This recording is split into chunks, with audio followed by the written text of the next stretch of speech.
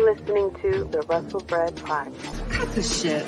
How many red carpets you guys want to walk in your $4,000 ridiculous heels? You will never be able to lace up my Chuck Taylor. This is your fault. This is your fault. I didn't get mad when you stole all my moves. Your daddy's not here anymore. How was your movie, by the way? I missed it. Mine went straight to DVD, just like yours. Careful you don't hurt your neck again going through those ropes. What is going on, everyone? Happy Thursday. It is episode 205 of the Wrestlebread podcast. Welcome to the Fanatics Network. And as you see, I am not alone. It is a pay-per-view weekend, which means it is predictions with the Fanatics. And I'm going to go around the room and introduce everyone. First of all, if you don't know who I am, my name is Jaydee, the first effing lady of the Fanatics Network. And over here to my right is Tim the Banger. How you doing today? Yo, JD, I love these Thursday night prediction shows. So happy to be back on Wrestlebread. Thanks for having me. I'm stoked. NXT No Mercy, AEW WrestleDream. Both shows should be a lot of fun. I'm excited to be with you guys talking tonight. So again, thanks for having me. Let's go. No problem. And then on the bottom row, the two co-hosts of Outrage Control, which you could check out every Sunday. First, let's swing down to Kayla. How you doing today? I'm doing pretty good. Work was crazy today, so I was actually looking forward to this all day to, do some predictions and have some good laughs with you all tonight. So nice.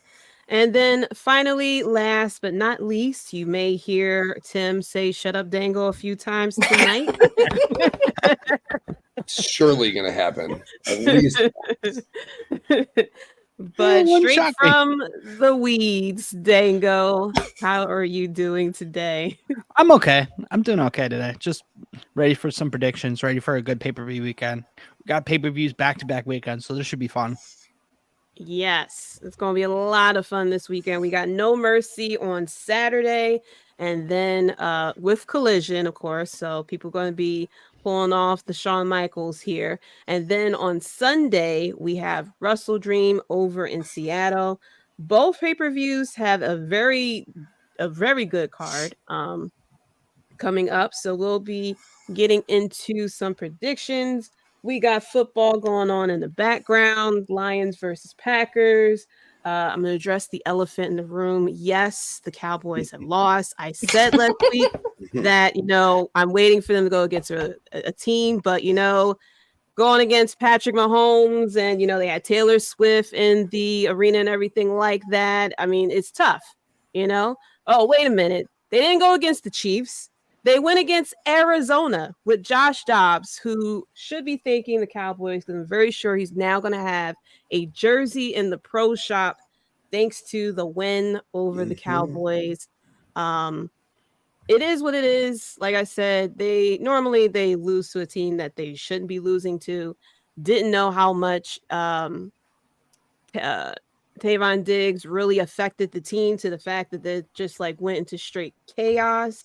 I was waiting for them to face the 49ers in a few weeks, but it looks like we don't even have to wait that long. I have my fingers crossed that somehow we bounce back against the Patriots. Mean this week. Yep, you get me this Yeah. week. It bounced back against the Patriots somehow. But like I always say, these somehow make it into the playoffs. I only care once they get into the playoffs and what happens there. But who cares about the Cowboys when it is Red October, ladies and gentlemen?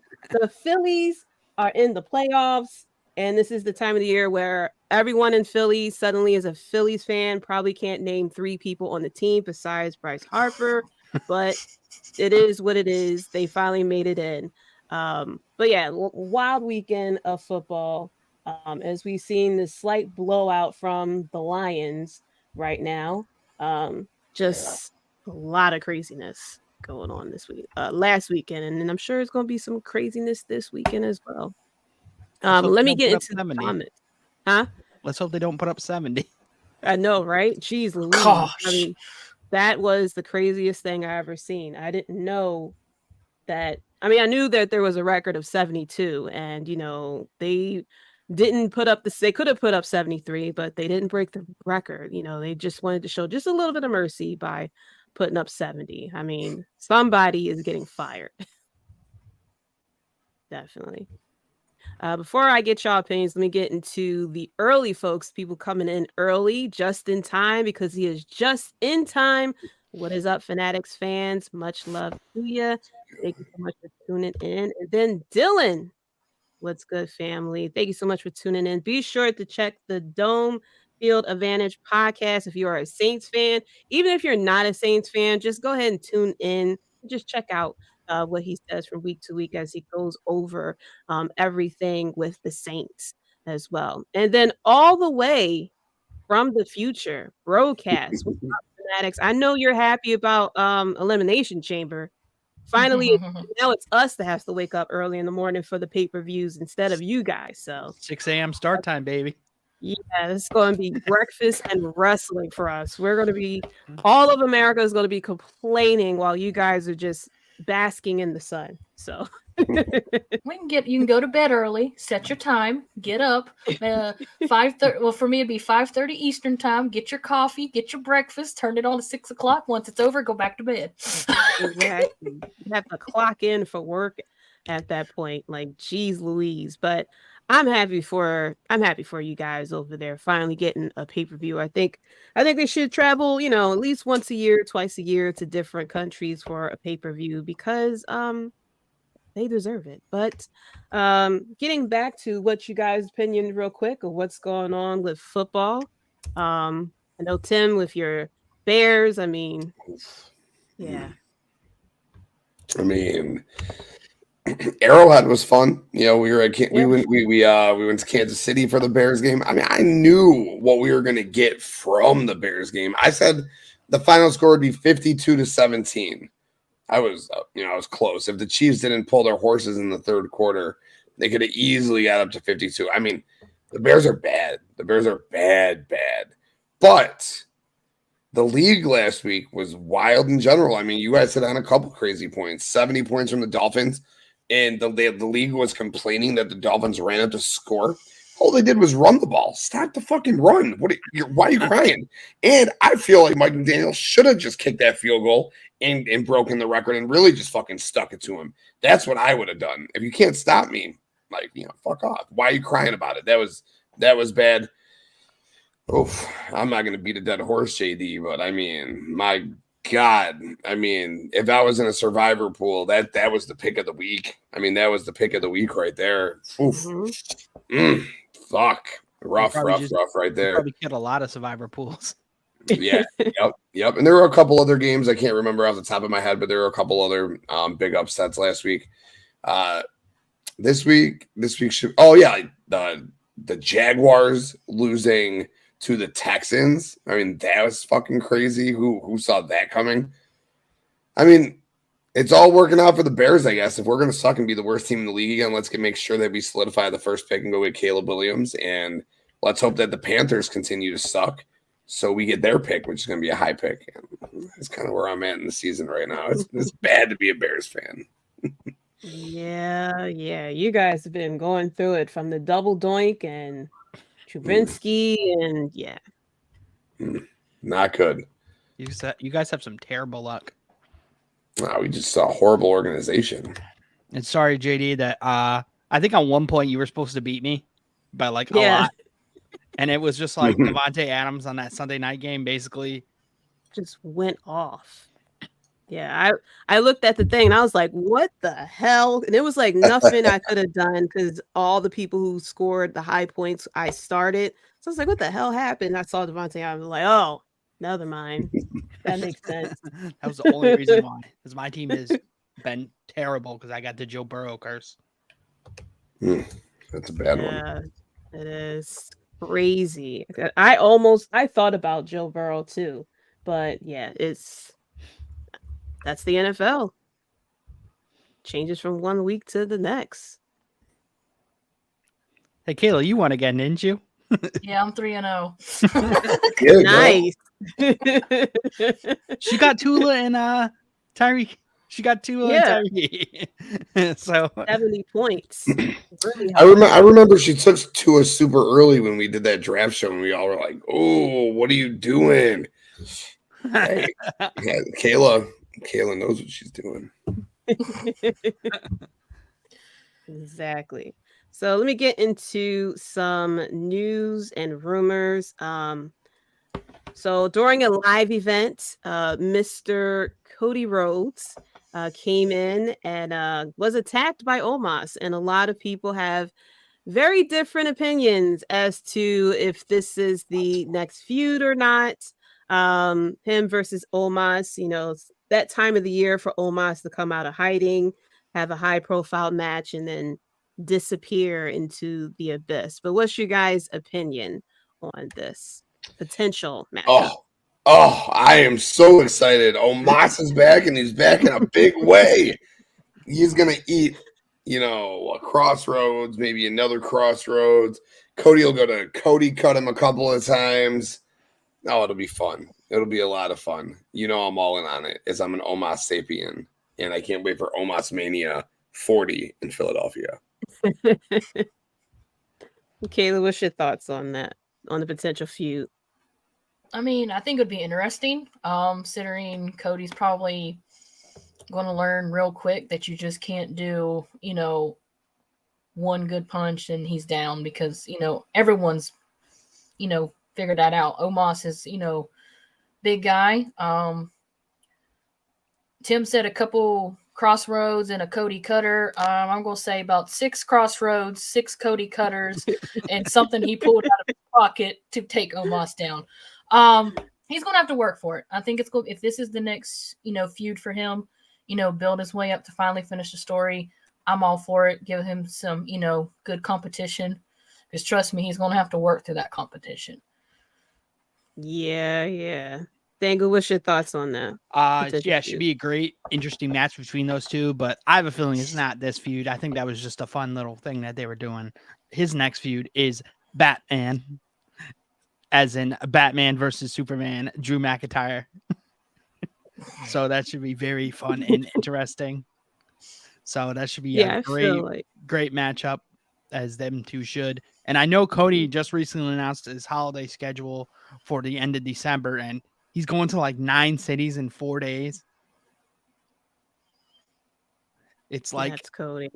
He's basically going from one side of the country to the other in like the same day. I don't know how he's pulling that off. I don't know how he's pulling that off either. It gives me like the Lex Express vibes. But yeah, I think it's eventually going to go to him and Drew. I don't know. It would be interesting though if it's him versus Omos. I mean, Cody is the perfect person to play up, the strength and power of Omos and everything like that. And then eventually it's for Drew McIntyre to eventually turn heel, which we are all waiting for, and for him to finally turn heel, and then a feud between him and Cody. But I want Drew McIntyre to win that feud though. Can't lose the first feud once you turn heel. You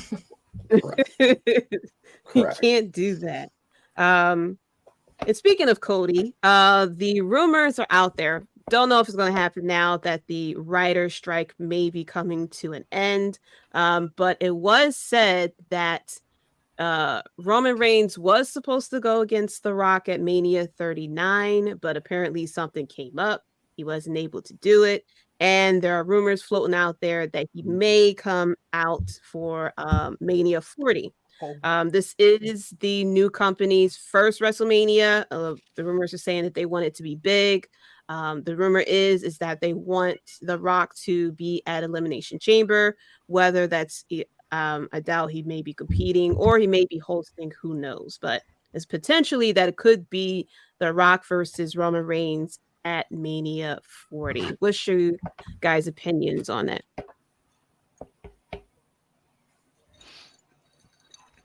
I could see him definitely showing up and maybe hosting Elimination Chamber, getting involved in like Roman's match, maybe.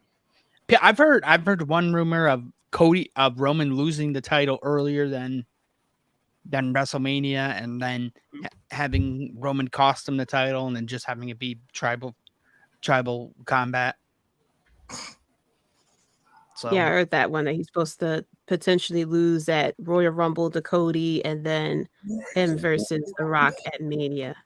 Yep, because Cody made the comment. Rumble. Because just like Cody made the comment, because every time he tries to address the free agent possibility of someone getting flipped over, and I heard that could be Jade, could be the one that says signed.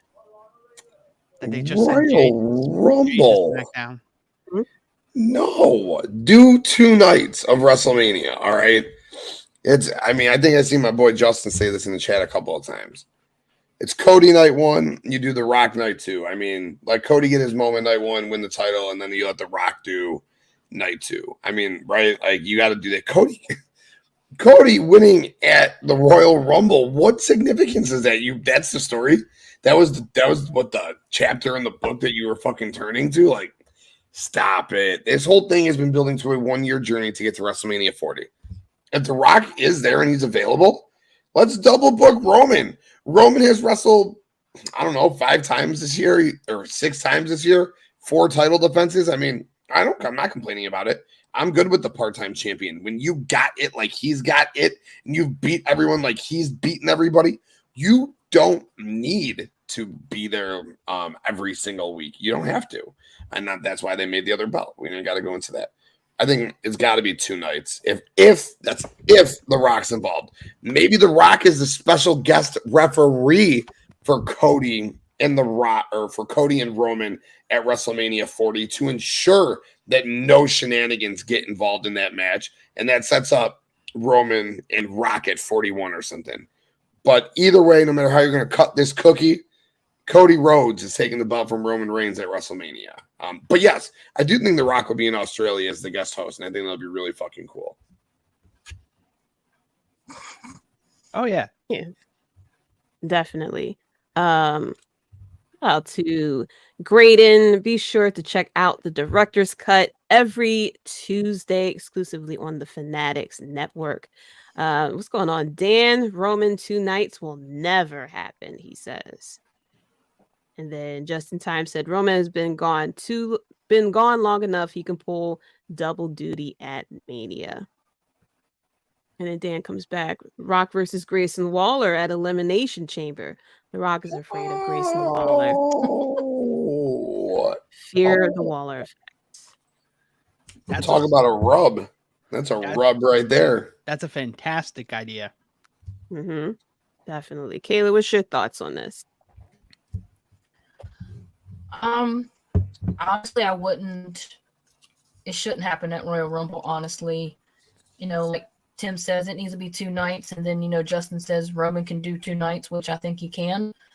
It needs to be a Mania, moment for Cody, because that's where he originally, returned. Then I still hold a grudge against Kat because she witnessed that. But so it needs to be Mania moment for him, and then Rock and Roman the next night.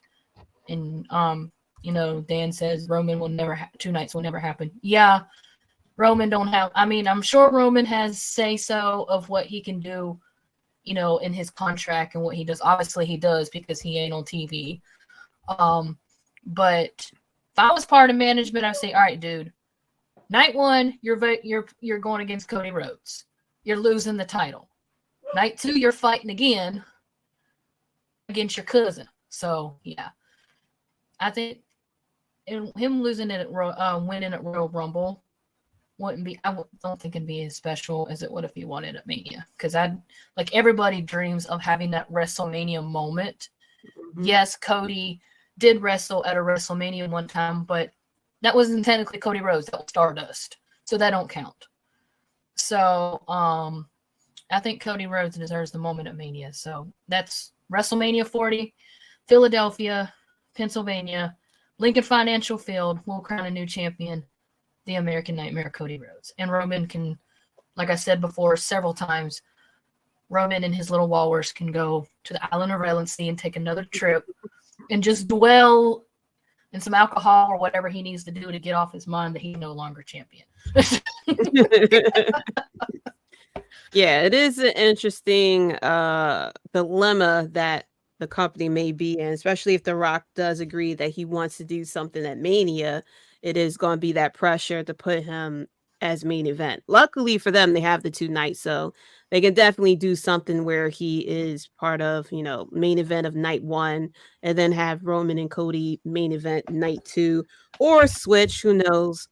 The way that, however they decide to book at WrestleMania. But I agree that Roman Reigns should lose the belt at WrestleMania. For him to have broken records and have held the belt this long and have defeated every single person, you definitely want that closing shot of Roman, being defeated and Cody holding the belt up high.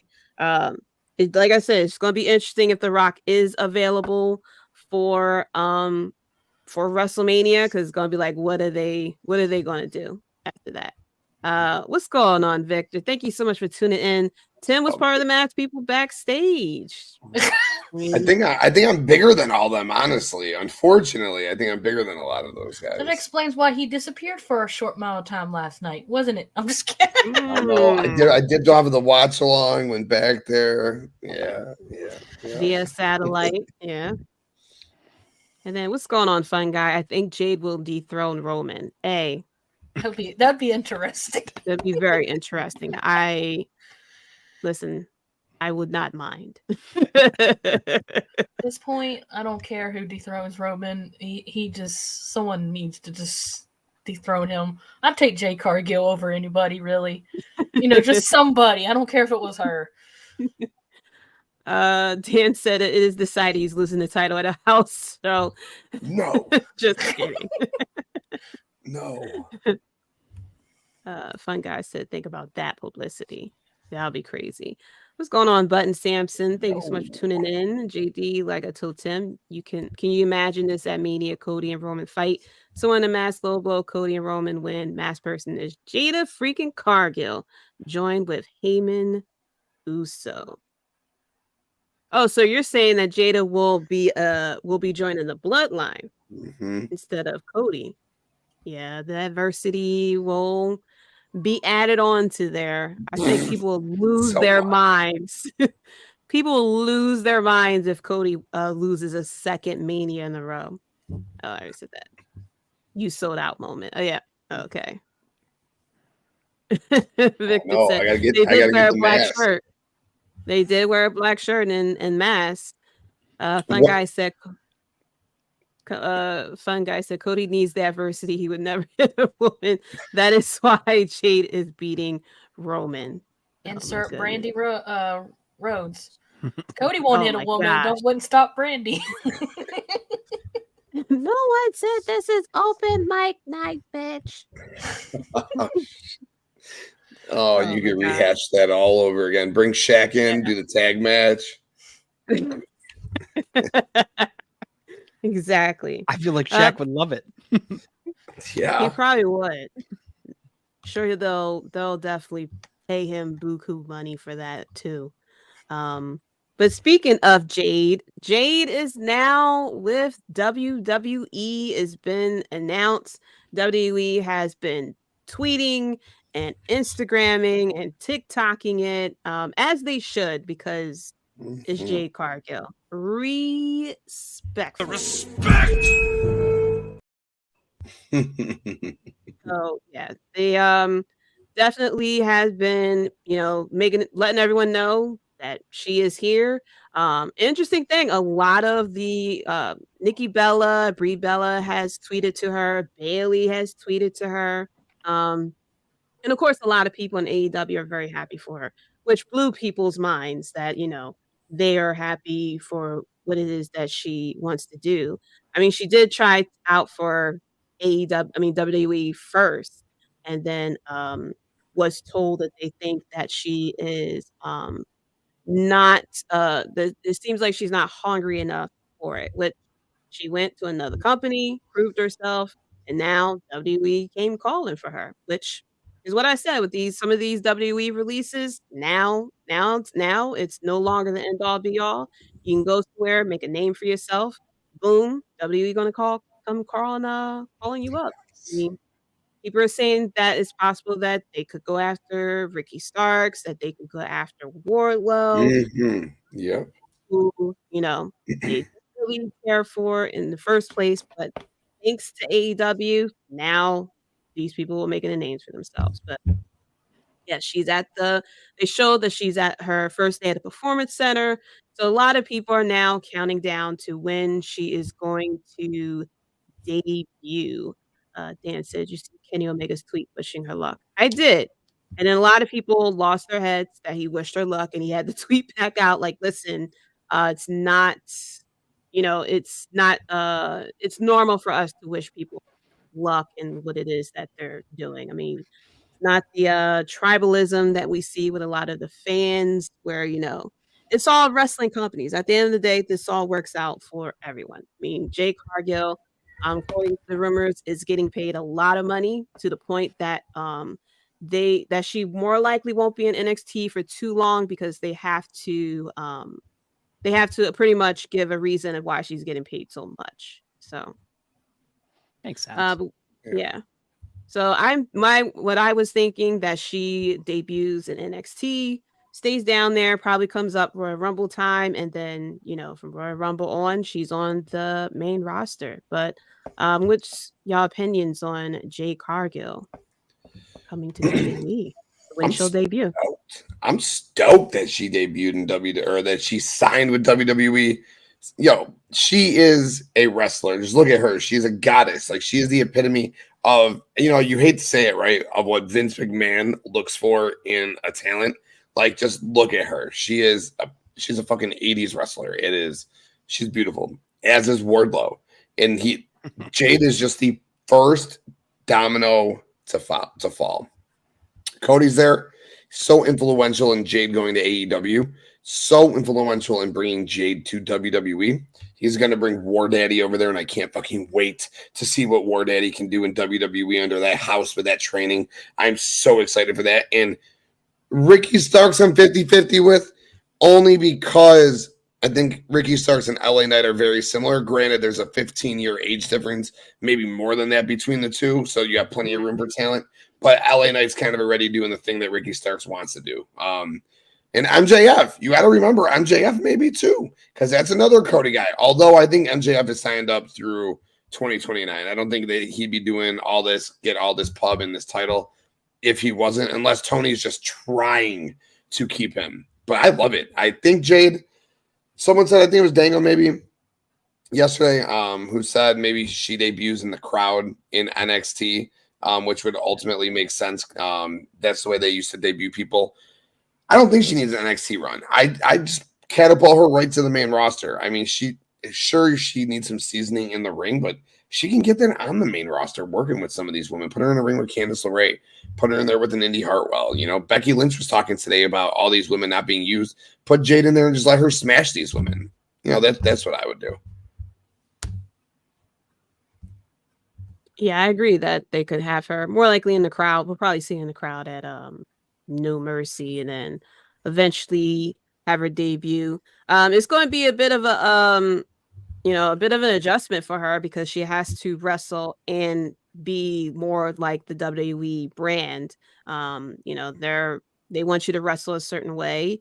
They have to figure out what type of gimmick they want to give her. I'm hoping that she stays close to who she is because it's very she was very comfortable in that gimmick, but we'll see how it goes. I just hope that they don't lose momentum for her. That they debut her, put all this push behind her, stuff like that, and then eventually we see her sort of like slide down, especially if she gets to the main roster because of Becky Lynch and Charlotte Flair and Bianca Belair, that we will see her slowly start to fade into the background. So fingers crossed. Ricky Starks, I'm unsure about as well. Only because they don't really know what to do with smaller guys. And this is even under Triple H. I mean, we still are missing Johnny Gargano. Tommaso Ciampa is like there. So it seems like we don't know really what to do with the smaller guys. Wardlow, I think he'll be great in WWE. AEW, they gear more towards the high flyers and everything like that versus the powerhouses. And I think Wardlow had his moments, but it felt like Tony Khan really didn't know what to do with him as a singles wrestler. So I feel as though he'll be great in WWE. MJF, I'm very interested about if he does go to WWE, what he would look like, because a lot of the things that he cannot do in WWE. He won't be able to be the character 24/7. If he goes to signings, he can't curse out little kids. He can't tell them that they're adopted, stuff like that, like he does now. And he won't be able to really cut some of the promos that he usually does in AEW as well. So I'm very interested to see how they're going to book him, because it's very, just like you said with LA Knight and Ricky Starks. MJF is very similar to The Miz. As far as the gimmicks and stuff like that. So, hopefully they don't water him down too much, and hopefully they don't make him more like The Miz. But Dango and Kayla, what's your thoughts on the potential signings and what Jade may be in WWE? Tim, I'm going to break a point off what you said with the whole LA Knight. Ricky Starks is 33. LA Knight is 42 or 40. So damn, I thought Ricky Starks was like 26. Nope. Fuck. Yeah, I knew LA Knight was like 42. I thought Ricky was like, I thought he was a kid. No, Ricky's 33. Shoot. Wow. And he's good friends with Bailey, so that's another name that could convince him to come over. Yeah, I always thought that they had a little thing going down. Yeah, it's one of those ones where that's why she dumped what's his face Solo, Aaron, the guy in QTV. Another group that can't get on TV now. Yeah, ever since Cody left, they've been just dead in the water. He'll be a trainer and he'll be a backstage producer and a trainer in WWE in no time. I know it sucks for him because he does his AAA stuff right now and is a AAA Latin champion. But you know, QT Marshall will be a trainer in WWE. I'll give it this time next year. QT Marshall will be in WWE in some capacity. WWE wants to sign Sami Callihan as a freaking backstage producer / agent, the same role that they're using Nick Aldis. And they say Nick Aldis has been killing it. Him and Bobby Roode supposed to be been killing those mid-carded matches it'd be a good tag team. So, and they said don't be surprised if Nick Aldis is a Royal Rumble surprise entry. Just like Nice. giving that moment. Now I won't be surprised. You forget it by the time that comes. I'm just kidding, dude. Kayla, what's your thoughts on this? Anybody that has known me, that I was never a huge fan of Jade Cargill. I guess because I felt like when she came in and got that opportunity for the title before Stat, because she was one of the OGs and she was the only one that never really got that push for the championship. Like, she would get up there and she would get injured and she would fall. But it's a fact, after she did win the championship, she gained my respect because 60-0, undefeated, constantly defending that title left and right, just had a match and did an open challenge. How many people you can say that actually just defended their title in a big match and then they're going to do an open challenge the same night? I mean, she gained my respect. She proved so much. She gained so momentum. I just, enjoyed watching her in the ring, when she was in AEW. And now that she's signed with WWE, I'm even more excited for her to see how well she will do, with Becky Lynch, Bayley, eventually Dakota Kai when she comes back. You got Io, you got Asuka, Charlotte Flair, even down at NXT, she starts down there, Roxanne Perez, Cora Jade. I mean, she's just got, eventually she might end the ring with Natalya, Rhea Ripley. I mean, there's just so many people over there that I know that can, build her up even more than what she's became and, show her the reins and stuff. I mean, I'm all for it. I'm excited to see her come to WWE, something different. I'm still intrigued if she's going to be, I know she won't be able to say, I'm that bitch, and stuff like that. But I just want to see, I kind of want to see something similar with their gimmick that she had in AEW. But, I don't want it to change. And you're right, JD. I don't want to see that momentum and them just like bring her in and just like give up on her. Because I've seen some people do that. I'm not really sure about Ricky Starks. I kind of agree with you where they say the smaller wrestlers do kind of get overlooked. And if MJF ever came over, like I said, that's like a big thing of mine is him and The Miz going out in a promo, but the funny thing is I would be intrigued how they make him do those promos because it's like, dude, you can't say that, just some of the stuff he says. But hey, Miz cuts great promos because they're similar. If Miz can do it, I'm sure MJF would practice well enough to be able to do it. And I think it'd probably be funny. It'd be kind of funny considering you might jump back to, who is this? This ain't MJF. He just said that over there. Now he's saying this. So he would have to, tone down a lot. But eventually I do hope we do get MJF versus The Miz in that ring. But no, and back to Jade, I'm actually excited to see what's next for her because, yeah, don't tell nobody that I said that because they're probably going to think she's rubbing off on me. Will fall under the Grayson Waller theory effect. No, has not happened. No, has not happened yet. No, we're not going to talk about that. Not yet. Oh, come on, Kayla. Let the hate flow through you. Who knows? By the end of this year, I might be saying, y'all, it happened. It happened. But right now, I cannot say that. All right, let me get to the comments. Victor said, I hope Tim got some good ideas for WrestleDream. Jay White better look out. He also said, JD, you saw what Sean said. Sean said he wouldn't mind Punk in NXT, but said it's not up to me. LOL. He reminded me of myself back then. Yeah, I thought that was very funny that Shawn Michaels was like, yeah, CM Punk can come to NXT. Like, are you serious? You didn't sit there and invite him to the developmental program. It is not up to me. I don't know. Button said she pulled a Rude. Button said we got Rick Rude moment, Timmy. And he also said there's rumors that GD and Timmy, that Cody is backstage in recruitment role while he owns Rhodes Wrestling Academy. Yeah, I mean, I figured that because they signed him, that they'll definitely use him as a bit of a liaison for people going from AEW to WWE, but it's inevitable. I mean, Tony can't hold on to everyone just like WWE can't hold on to everyone. So just like we saw a little bit of a wave of people going from WWE to AEW, we'll see it in the reverse, especially since contracts are expiring. People are making a name for themselves. Now WWE is starting to reach out to them now when they didn't before.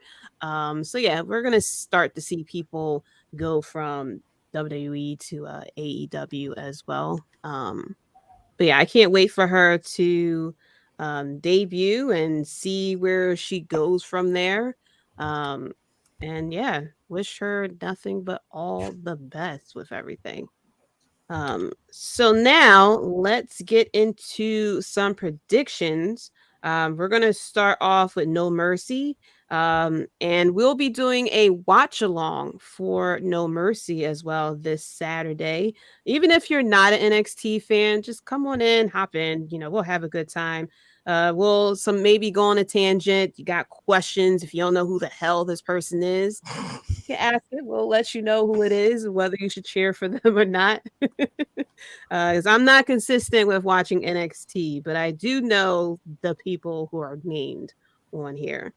So first off, we're going to start with the singles match, Blair Davenport versus Kalani Jordan. Kalani Jordan, who was teamed up with Dana Brooks as her mentor, but now Dana has been Dana was one of the ones that was released, right? She gone. Dana was let go, so now she is on her own going against Blair Davenport. Dango, who's your pick for this one and your thoughts? I'm going with Blair Davenport. She's got the experience. She's got the pedigree. She's a big star down there. She's one of the ones they're building. So I think this can be a squash, very quick match. Okay, Kayla, what's your thoughts on this? I mean, ever since she's wrecked chaos down there, since she's came back, because she was gone for a little bit, she's been on Rampage. Like Dango says, it's gonna be I'll be surprised if the match lasts as long, but Blair Davenport's got the win. Just a way to build her momentum back up where she needs to be. All right, Tim, what's your thoughts on this match?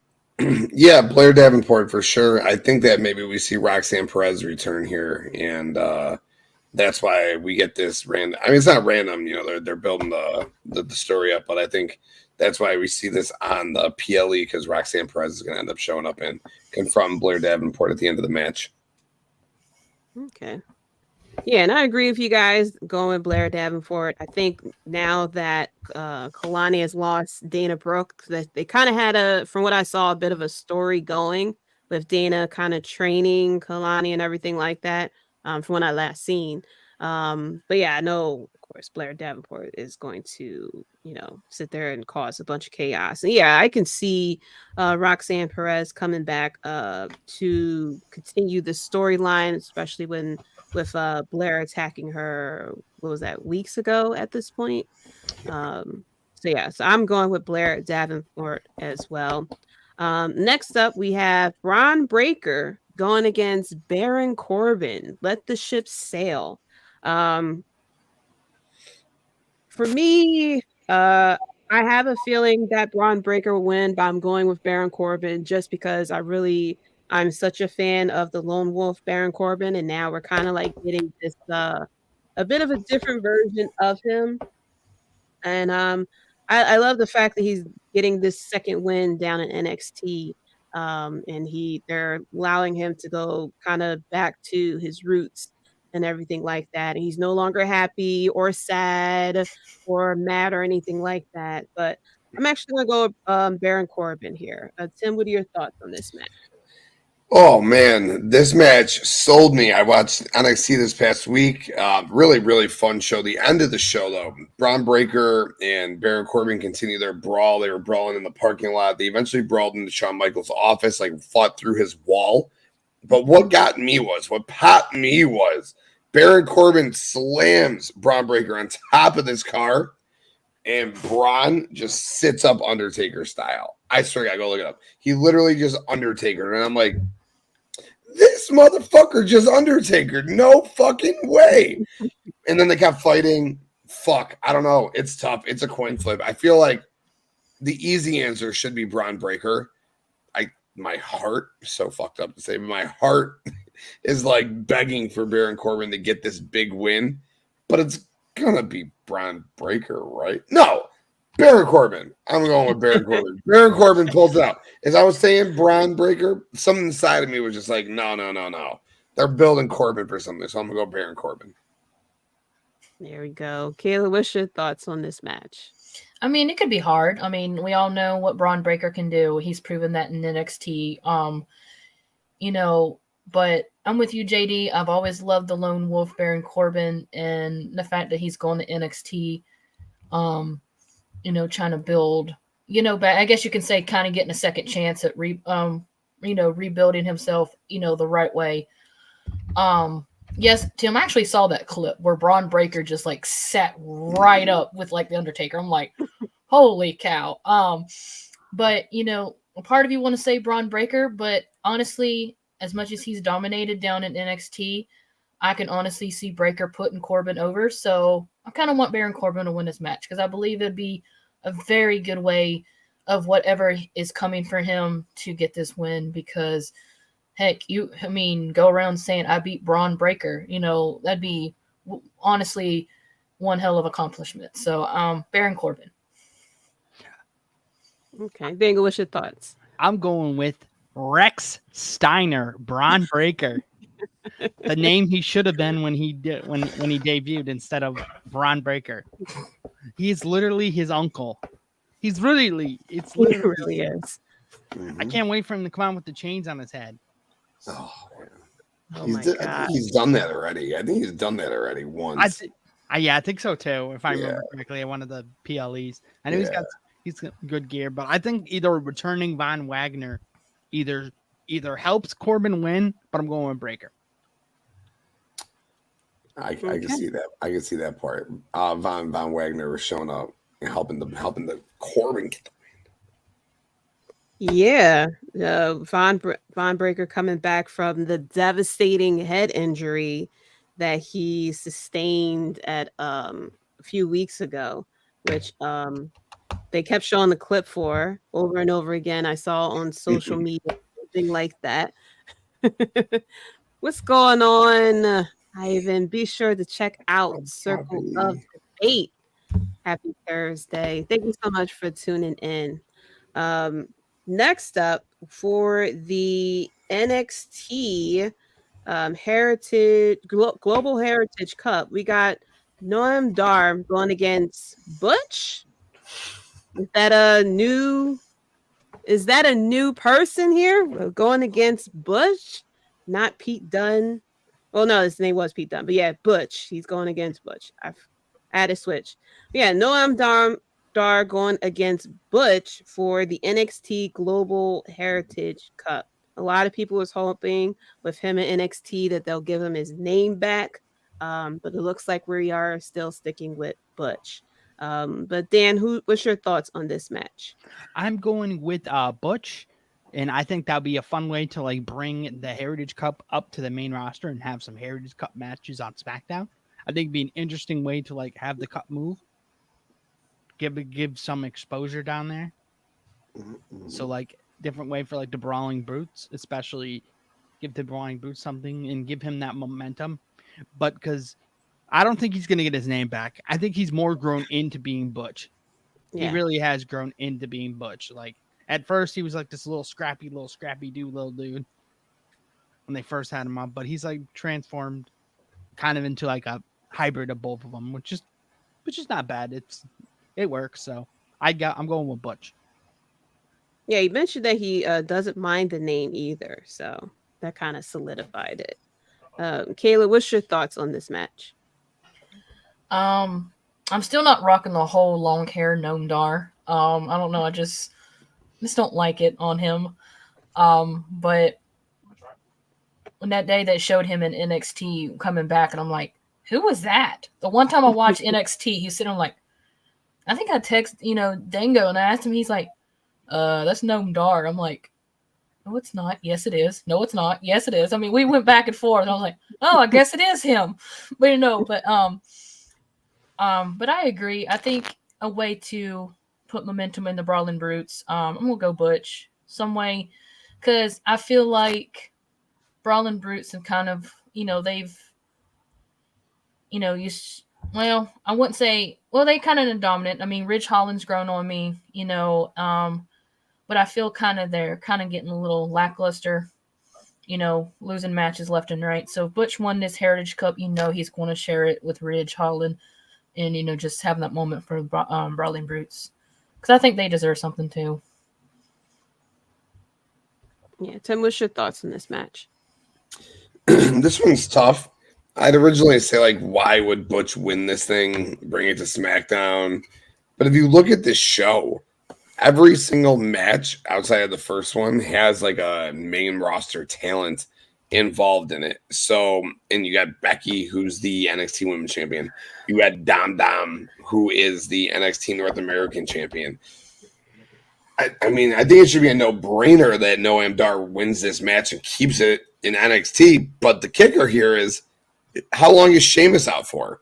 And if Sheamus is out for a long period of time, then the Brawling Brutes are kind of insignificant, just like Kayla said, as enhancement talent on SmackDown. So I'll take it to what Dango said and bringing that Heritage Cup up to SmackDown and having Butch put on some banger at mid-card matches that occupy 15, 16 matches.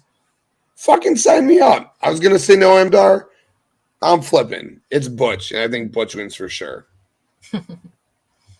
Yeah, I agree. I was going with Noam Dar, especially because when he lost the cup, they did a whole storyline of him being sad and depressed because he lost it and everything like that. But you brought up a good point, Dango, of Butch winning it and taking it up to the main roster, because they have been doing a lot of integration with the main roster in NXT with, Dom winning the title. We have Becky winning the title and them coming up to the main roster and then coming down to NXT to defend the title as well. So yeah, I can actually see Butch winning it, bring it up to SmackDown. We have maybe even a feud between Noam Dar and Butch going in NXT and probably, showing up on SmackDown and have Butch defended on SmackDown against someone else at that point. But the feud in NXT will still be between Butch and Noam Dar. So I'm actually going to flip too, and I'm going to go with Butch because, yeah, that's a great idea to kind of bring more attention to the NXT Heritage Cup. So yeah, I'm going to go with Butch here. Next up, the Fatal 4-Way Tag Team match for the NXT Tag Team Championship. We have the Family going against OTM versus the Creed Brothers versus Humberto Carlito and Angel Garza. Tim, what's your thoughts on this match? Yeah, I mean, I'm curious to see OTM and what they have. They're managed by Reggie. Yeah, fuck. What's his name in NXT though? Scripps. Yeah, they're managed by Scripps, or they're a faction with Scripps. So I'm curious to see what they're going to bring to the match. I love Garza and Humberto. I begged for them to be put together forever. They didn't do anything with them once they were put together. I guess NXT is a good spot for them. Angel Garza is one of the most underrated talents on the roster, period. What he was doing in NXT with the Cruiserweight division was fucking spectacular. He was just putting on banger after banger. The matches with Leo Rush were ridiculous. The things he did with Andrade when they were a tag team were fun. He's wasted down here. I don't think they're going to win the match, though. I'd love for the Creeds to win the match. They're just in this awkward place, just like Braun Breaker is. Like, are they going to give him fucking the belts back? Are they going to bring him to the main roster? They're ready. Like, what are you doing? Like, well, you got Brutus growing out this awkward little chin piece. Like, just bring him up already. Put him in the tag division. Let him cook with the Viking Raiders and fucking New Day and all the other tag teams up there and let them do their thing. And all the little vignettes at the restaurant were a lot of fun this past week on NXT. But it's the fucking Family all fucking day. They're not fucking getting the belts taken off them. Not a chance in hell. The Family keeps the belts for sure. Okay. Kayla, what's your thoughts on this match? I honestly forgot about Humberto and Angel until you said something in this match. I was just like, because I hadn't seen them on TV and I didn't honestly remember that they went down to NXT. And you said, I was like, oh, they still exist. But no, like Tim says, Angel Garza is probably one of the most underrated, wrestlers on the roster. Always loved him on the main roster trying to flirt with the females. That was kind of a good twist. Unfortunately, if I had to say, I would kind of like to see them win the tag titles, give them something to look forward to. But, and I agree, Creed Brothers, they're ready. They need to come up. They need to go up against Damian Priest and Finn Balor. Street Profits is up there. Heck, even throwing, Brawling Brutes, Viking Raiders need some new victims. I mean, I'm pretty sure New Day's tired of Viking Raiders. And not sure about the new was it OTM you said? Haven't, like I said, I haven't really been following up with NXT. I mean, I know what's been going on enough to, just not sure about that tag team, but I'd be intrigued to see how well they do, considering they learned, from scripts that we know as Reggie. But I don't see them losing the titles. They've worked so hard to get them, so Family's got it. Family's retain it. I'll be surprised if they lose the titles.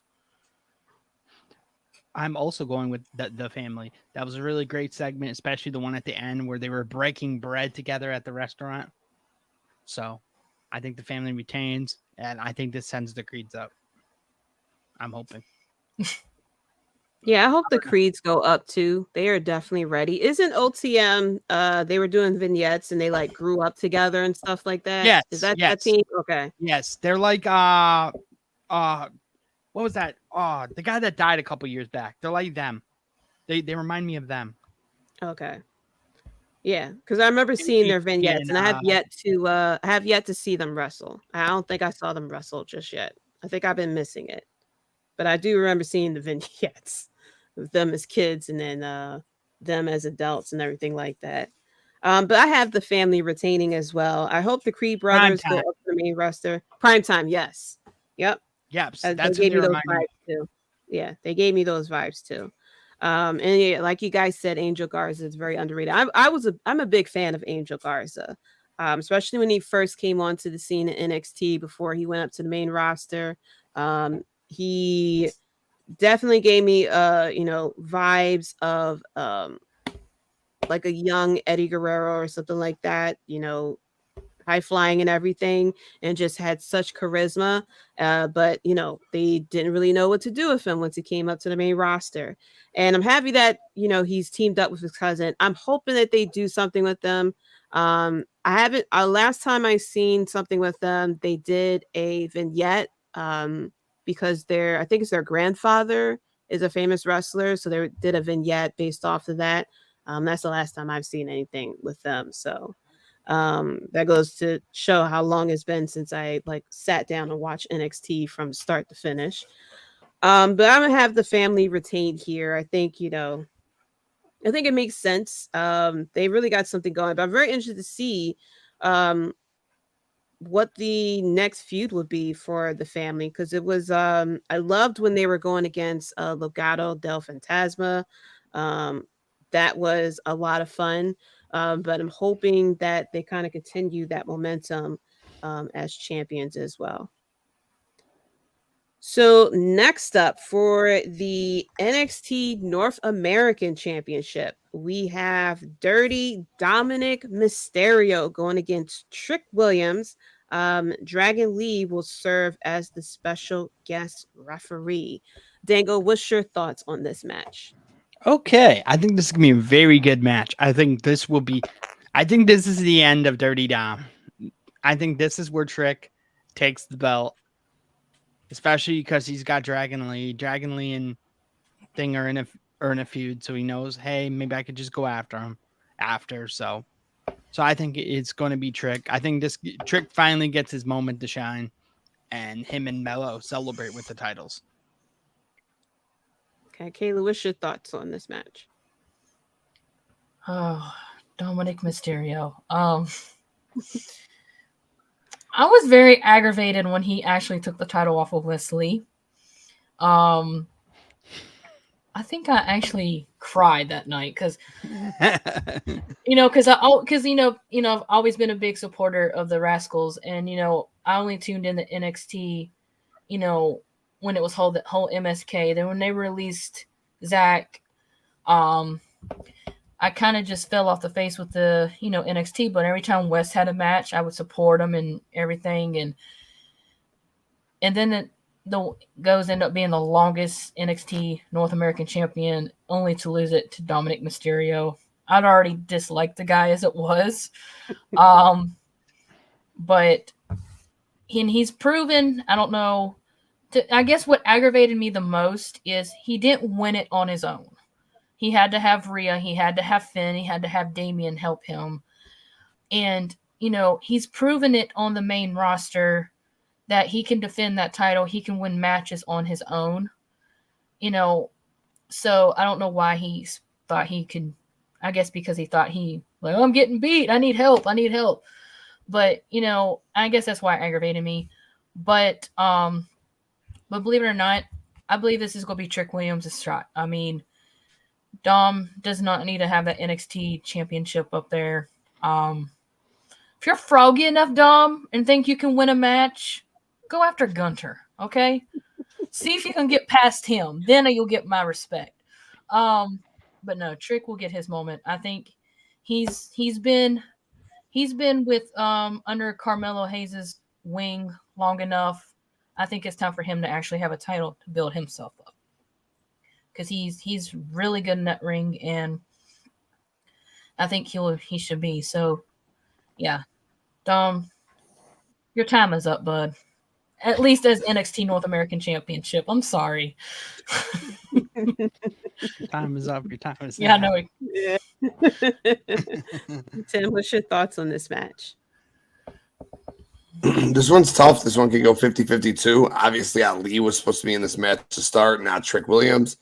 Trick Willie is like the hottest act in NXT right now. Dragon Lee is a special guest referee. It's so complicated. Where's mommy? Like, is Dom going to be able to do it on his own? What I was all about Trick Willie winning this match until the contract signing with Mello and Dragunov, when Mello slipped in the name, you know, I'm not Trick Williams. And then he like caught himself, you know, when he was running down people that Dragunov's ran through, saying, you're not going to run through me like you ran through these guys. And he said, Trick. So I'm sitting there like, man, I thought that Trick Willie was going to take the belt off of Dom for sure. But why would Dragon Lee be the special guest referee for a Trick Willie win?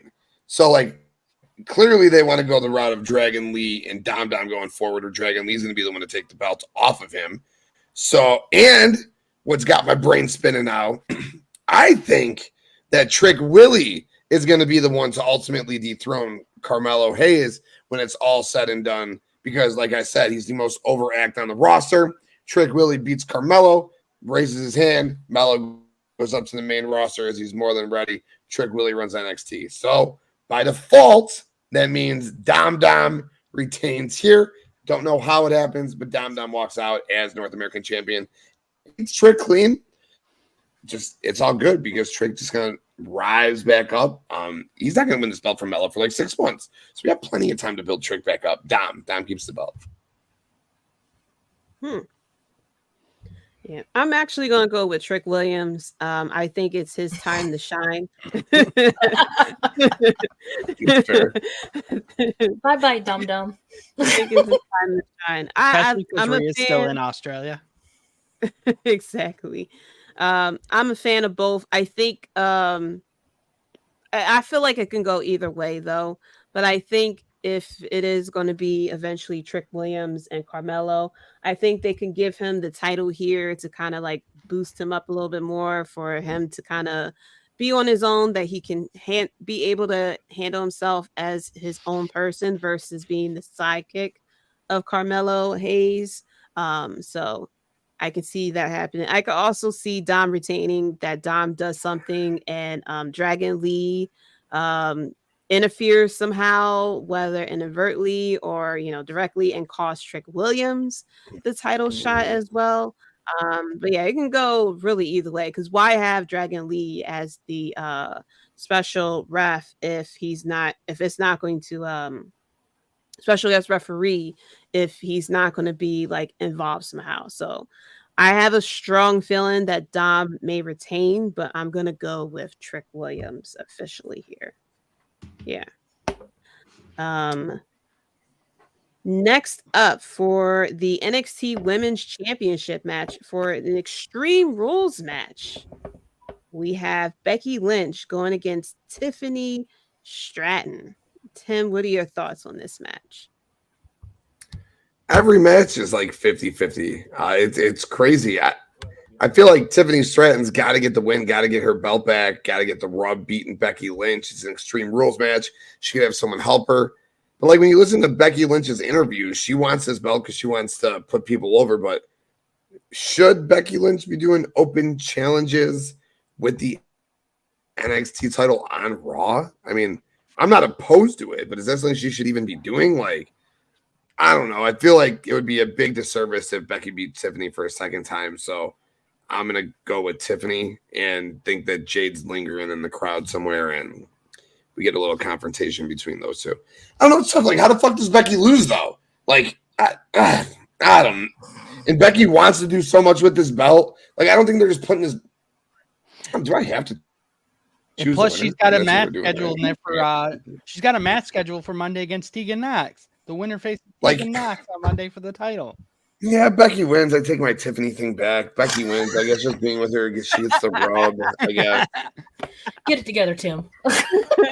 I don't like. I'm saying it just like she wants. She said in the interview today she wants to wrestle people like Indy Hartwell and Candice LeRae and Xia Li. And how do you build a women's division if these women don't get television time? How do you build a women's division if these women don't get stories to show how good they are in the ring? And she's like, they're so talented. She wants to work with them all.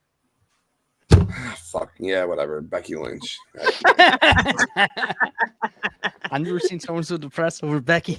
No, I love her. She's my favorite. She's my favorite fucking women's wrestler in WWE. Period. But it's just it's the whole NXT thing. It's wacky to me. But they're doing big ratings. I mean, fuck, they're doing. I'm a keep going. I'm not gonna tangent rabbit hole. Keep going. Keep going. Kayla, what's your thoughts on this match? Let's see. Tiffany, the only thing Tiffany needs to know is she really ready to be an Extreme Rules match with the man, Becky Lynch? Because Becky, she's been in Extreme Rules. She's been in ladder matches. She's been in the first ever last woman standing match. She's got this up on Tiffany. And, even though Tiffany may be a good wrestler in the ring, she's still learning a lot. And, and then you're challenging Becky Lynch in Extreme Rules match, honey. That's more like a death wish. When you first challenged her to begin with, you were getting into a death wish. But eventually Tiffany might eventually get some, build back up. But I'm sorry. Like, I see Graydon's comment in Bex T is going to continue. So yeah, Becky retains it. She's not losing it now. They're not going to put her in the history books as the shortest reign on NXT champion. I don't think so. I don't even know what the record is. I'll have to look it up, but it ain't going to be Becky.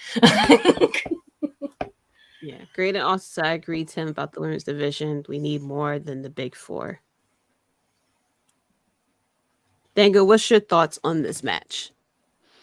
I think that it's going to be Becky. They're building up NXT as that third brand. That's why they're trying to pop the ratings. That's why they're sending everyone down. It's been happening for a while. They're trying to build it up, trying to build brick by brick. They're trying to build up that third thing so that they can, honestly, they're doing it so they can sell it to a network. They want to sell it to a network as the third prize. They want to sell it to Amazon that you're getting a third brand. That'll be interesting. I originally was going to go with Tiffany Stratton, but I'm very confused as to why give the belt to Becky, because I currently looking at NXT as the developmental, that, you're sending people down there to kind of boost the ratings because they are on prime time. And you need to, give, especially with the network deals coming up, you have to give them a reason to care about NXT being on TV. I felt as though Becky really didn't need the belt.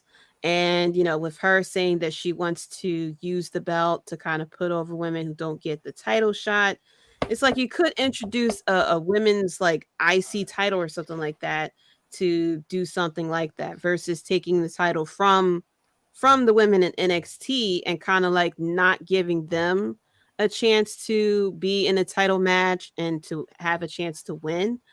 Because pretty much whoever she goes against, she will more likely beat. It's just like the John Cena effect when he had the open challenge with the, I think it was the US title that he did the open challenge with.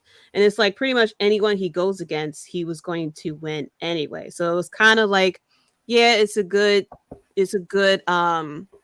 moment for someone to be on TV and have that time to shine. But it's just like you already know what the result is going to be of the match, so it's just like you're watching the person, but the person is pretty much there to lose, not really get a storyline, not really get a push or anything like that. They're just there to pat on to the win loss record for Becky Lynch's title reign. So I think Becky is going to retain here.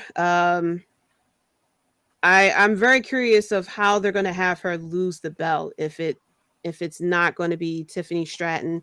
It is possible that we'll have Jade Cargill win here. Hi, Timmy. I guess I'm Dingo now. I guess okay. I guess Tim's having trouble with the internet. So I guess it's possible that we can have Jade Cargill interfere here, and she could possibly cause Becky to lose the belt and then kind of get that feud going between Jade Cargill and Becky for a non-title.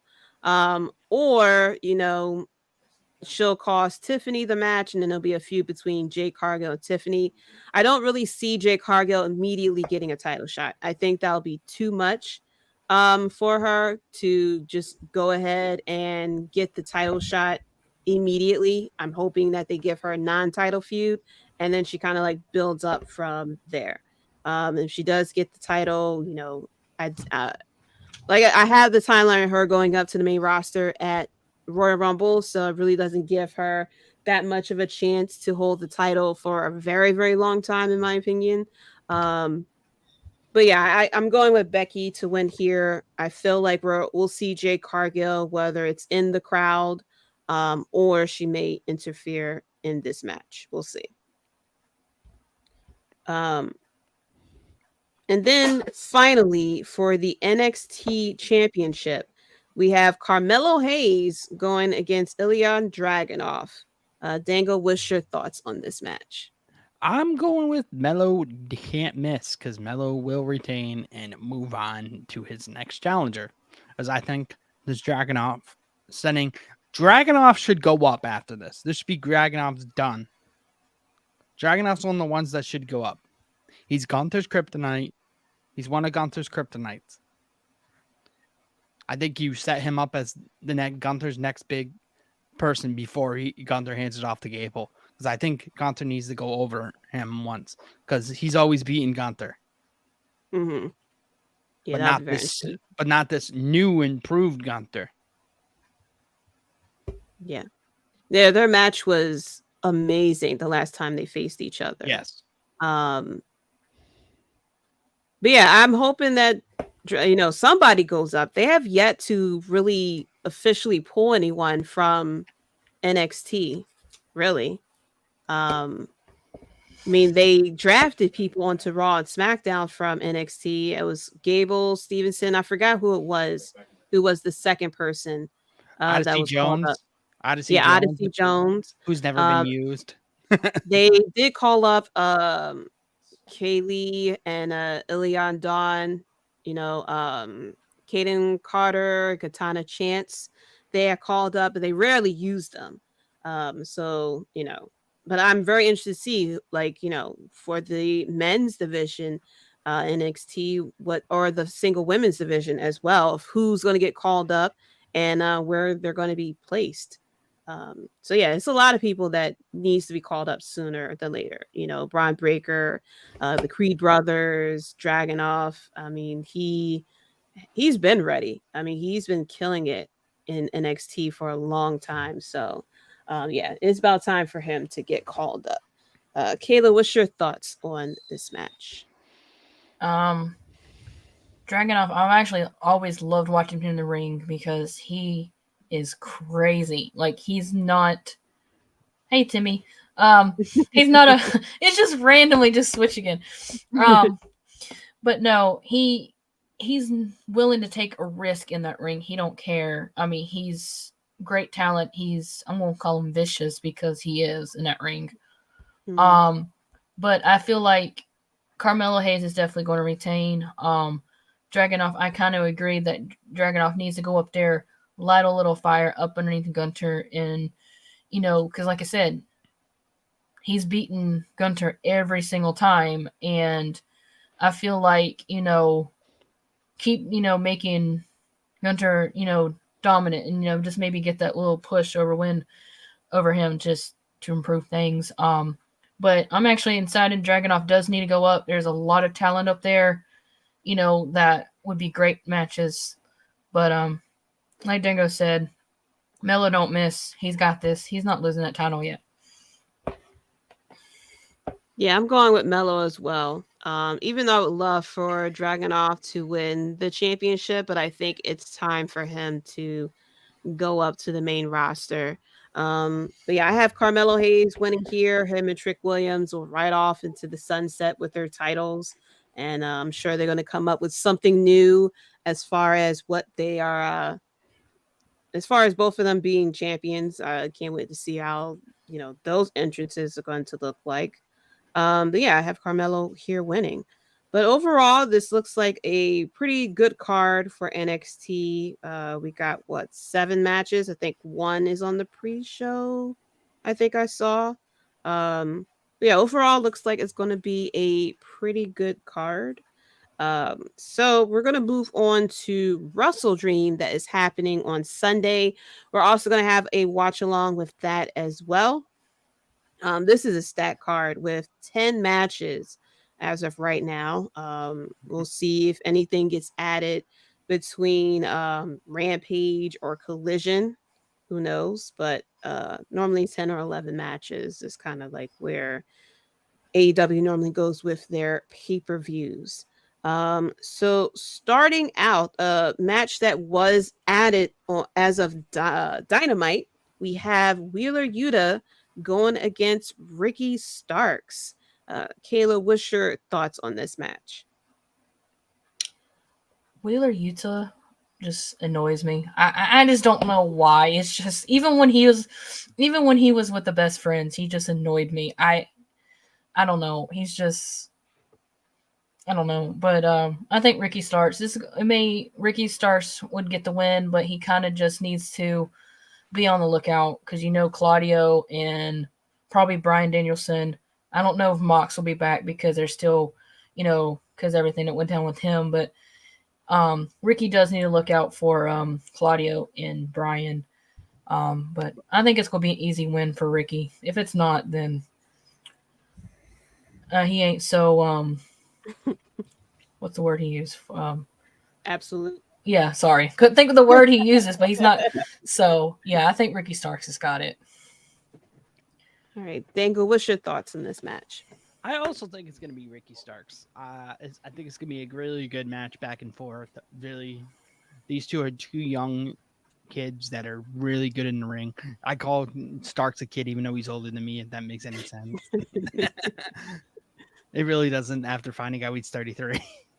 Like I was with him, I thought he was in his 20s, so that surprised me. So yeah, I'm going with Ricky Starks in this match. All right, Tim, what's your thoughts on Wheeler Yuta versus Ricky Starks? Oh, first of all, Wheeler Yuta cut the best promo of his career on Dynamite, so I want to give him mad props on that. But it's Ricky Starks. It's got to be Ricky Starks. He just lost a couple matches to Bryan. Like it is Ricky Starks all day. Mm-hmm. And very interesting 8-man tag on Collision this week with Ricky Starks, Big Bill, Aussie Open against the weird team of FTR, Bryan Danielson, and Wheeler Yuta. So we got Cash Wheeler and Wheeler Yuta together. Team we never knew we needed. All the Wheelers on one squad. And then, for some reason, Zack Sabre Jr.'s in the middle of it. Yeah, he's on commentary. Okay. He's a special guest referee. Didn't you know that? I'm just kidding. One shock. And then real quick, Tim, your pick for Carmelo Hayes versus Ilya Dragunov. Yes, it's definitely going to be Mello for sure. The match is going to be a banger. I too agree. I'm so sorry. All I heard was what Dango said. I agree with what he said. Dragunov needs to go up to the main roster, but not as a foe of Gunther, but as a partner of Gunther. Because when you look at Imperium, it's a pretty light stable, okay? And Gunther is definitely going to be going up to that world title picture here very, very soon. You can make the case that Bartel could easily be the the Intercontinental guy, but no, or that mid card guy, but he's not. It's Dragunov. You bring Dragunov off, you put him in Imperium together. You get Gunther with Dragunov right behind him is like his badass. That's what I want. That's what I want for sure. I also wouldn't mind though if they did fight over the NXT or the Intercontinental title. That'd be fun too. Yeah. For me, I'm going with Ricky Starks. I have a soft spot for Wheeler Yuta because he's from Philly, but he always gets his ass kicked. So it's like 0 chance of him winning this match. And when I say 0 chance, I mean not a chance. Not this time. It never happened. It never happened. We made this one up. It's fiction. Yeah. I love Not- that show. I know. I used to love that show, man. Figuring out if the stories are true or whatnot, and then come to find out it wasn't true and stuff like that. Yeah, I used to love that show. But yeah, Wheeler Yuta is not winning here. I'm going with Ricky Starks. Next up, the feud we didn't know that we wanted: Hangman Adam Page versus Swerve Strickland. That contract signing where they did the stab through the hand. I think Undertaker and Brock Lesnar had did that spot previously. And then they had to be pulled away. But Tim, what's your thoughts on this match? I'm going to be pissed when Swerve doesn't win, but this whole feud has been to build Hangman back up. He doesn't fucking need it. They're the trios champions of ROH now. Swerve is impeccable at everything he does. He is so damn good. I think Hangman wins the match, though. I mean, Swerve just doesn't win the big match. It sucks to say, but Swerve never wins the big match. I hope he does. I really do. But I think it's going to be fucking stupid Hangman. Kayla, what's your thoughts on this match? No, I've always been a fan of Hangman Adam Page. Like, I've met the guy twice. He's awesome. He's, always been one of my favorites in AEW. However, Tim's right. He is, champion. He's part of the Ring of Honor trios. Swerve Strickland is, young, developing more talent than what he already was in WWE. He's came over to AEW and just basically has gone phenomenal. I mean, I've actually, even though, a lot of people say, so I have a love-hate relationship with him because with him being the heel, the heelish that he is, some things he does. I love his promos always. But I feel like he should need this win. And so I'm actually going the opposite of Tim. I think just because it's his house, he needs the win. Swerve Strickland's getting it. I recently just downloaded his theme because I like it. It's not the, version where it says whose house, but it's his version song. So, but yeah, Hangman, I love you to death, bud. I've told you that when I've met you both times. But you just need to give Swerve the, motivation. He needs that motivation win. Because like, Tim said, he never wins the big one. That's what he's all the mouth saying he's going to win, but he never does. But I think he needs this. So I'm going Strickland. Let's go. Dangle, what's your thoughts on this match? Seattle is also Swerve's house. So I'm going Swerve as well. I think Swerve and him are going to have a fantastic match. I expect a couple punches and firings and clotheslines. Should be a really great match back and forth. I'm totally forgetting what freaking Hangman's finisher is right now. Buckshot. Yeah, the buckshot. Yeah. I totally forgot what it was. I was having a mental fart. So happens in the best of us. Yeah, so I think it'd be a couple buckshot lariats and Swerve still picks up the win. I hope you're right. Yeah. I'm also going with Swerve Strickland. Mainly because I'm straight biased. I love Swerve Strickland. I've been a fan of his since he was in NXT before Hit Row and all that other stuff. Yeah, like you guys said, he just really needs to win the big one. I'm hoping like Hangman Adam Page will be okay. You know, he with a loss. He has been trios champ. He's been champ. They can take this loss and kind of, do something with him, whether he teams back up with the Elite or something like that. But I feel like he can bounce back from this loss. And I'm hoping that Swerve Strickland gets the win here and that they like propel him to something, some title in the future. So yeah, I'm going with Swerve Strickland here. Go ahead.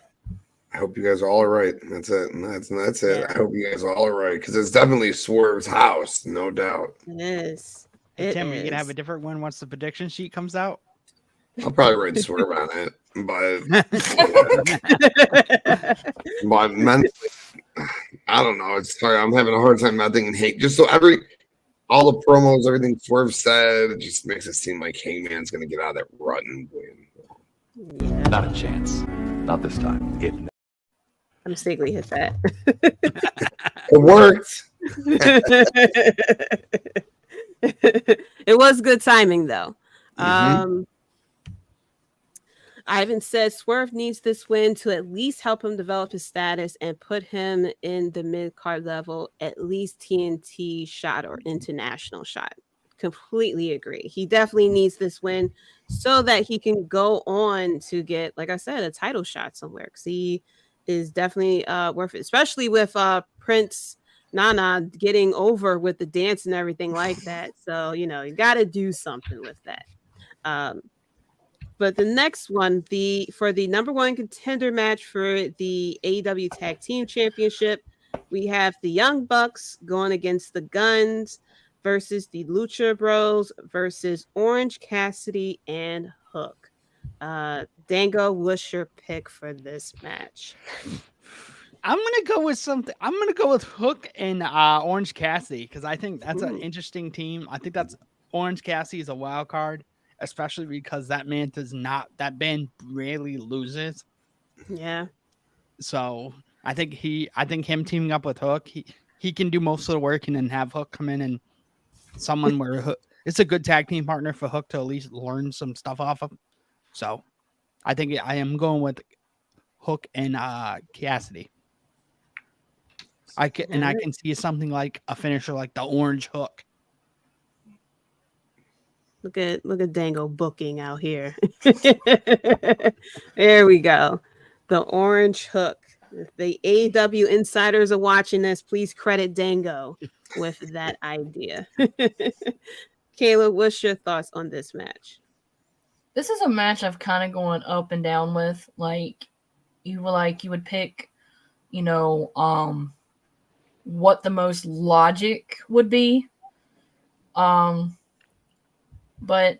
when we did the predictions a while back, I listened to my mind and not my heart for the Stadium Stampede. I changed it, so this time I'm going for my heart. I'm not going to change it. If they win, they win. If they don't, they don't. So I'm also going for Orange Cassidy and Hook because I'm actually kind of digging this tag team. And I love the fact that they were backstage sharing a bag of Doritos. I think that was just great, so. All right. Real life. Thank you so much for tuning in. First of all, love that Nick Cage. Swerve should beat Hangman. Yes, we all agree that Swerve should beat Hangman. But Tim, what's your thoughts on the number one contenders match? Oh, another match. This is a night of just I don't know. God, I've said it so many times. I know it's going to be one of two teams. It's not going to be the Young Bucks. It's not going to be the Lucha Brothers. For whatever reason, we have a one-on-one match of a Buck versus Phoenix for the international title and Dynamite coming up. And again, the Hung Bucks are the trios champions, so the Bucks don't need to win this. It's the Guns or it's Orange Cassidy and Hook. Yeah, I want to fucking go bang bang gang, baby. I'm gonna go with the Guns. I think the Guns win this to further their program with FTR, and it gives them a big win on the pay-per-view. I'm gonna go with the Guns. Yeah, I'm also gonna go with the Guns, purely because I love the Guns. I feel like they definitely kind of need a, give them that push. Even though like Orange Cassidy versus Hook is a very intriguing team, and I could definitely see them as far as being as a team going forward, as well. I don't know if I'm hoping that this team isn't put together just to be put together. But I'm gonna go with the Guns on this one. But I'm got my fingers crossed that that's what's going to happen. Give them the time, a little bit of time to shine. They are over as all hell with everyone, but I hope they win. But like John Cena. Are you sure about that? Yeah. But I feel like it could be Orange Cassidy and Hook though that could get the win. But this is a match though, like Tim said, this can go either way. At first when I saw this match, I was like, oh, I bet you it's gonna somehow go to the Young Bucks, but it shouldn't go to the Young Bucks. I'm a big fan of the Lucha Bros. I feel like this could be match of the night because of how much craziness is gonna happen. With this match, I'm sure Rick Knox is going to be the referee, and it's just going to be a bunch of chaos in this match as well. Not Rick Knox. Yeah, you know it's going to be. It's going to be Rick Knox. He's just going to not even count. He's not even going to count. He's just going to just wait for shoulders to pin, and then he counts to 3. But yeah, I think this is going to be one of the matches of the night for the craziness. Especially between the Young Bucks and the Lucha Bros. And then, of course, you got Orange Cassidy and Hook here, and then the Guns for the pure comedy of this. I'm sure Juice Robinson's going to be ringside along with Cardboard Jay White.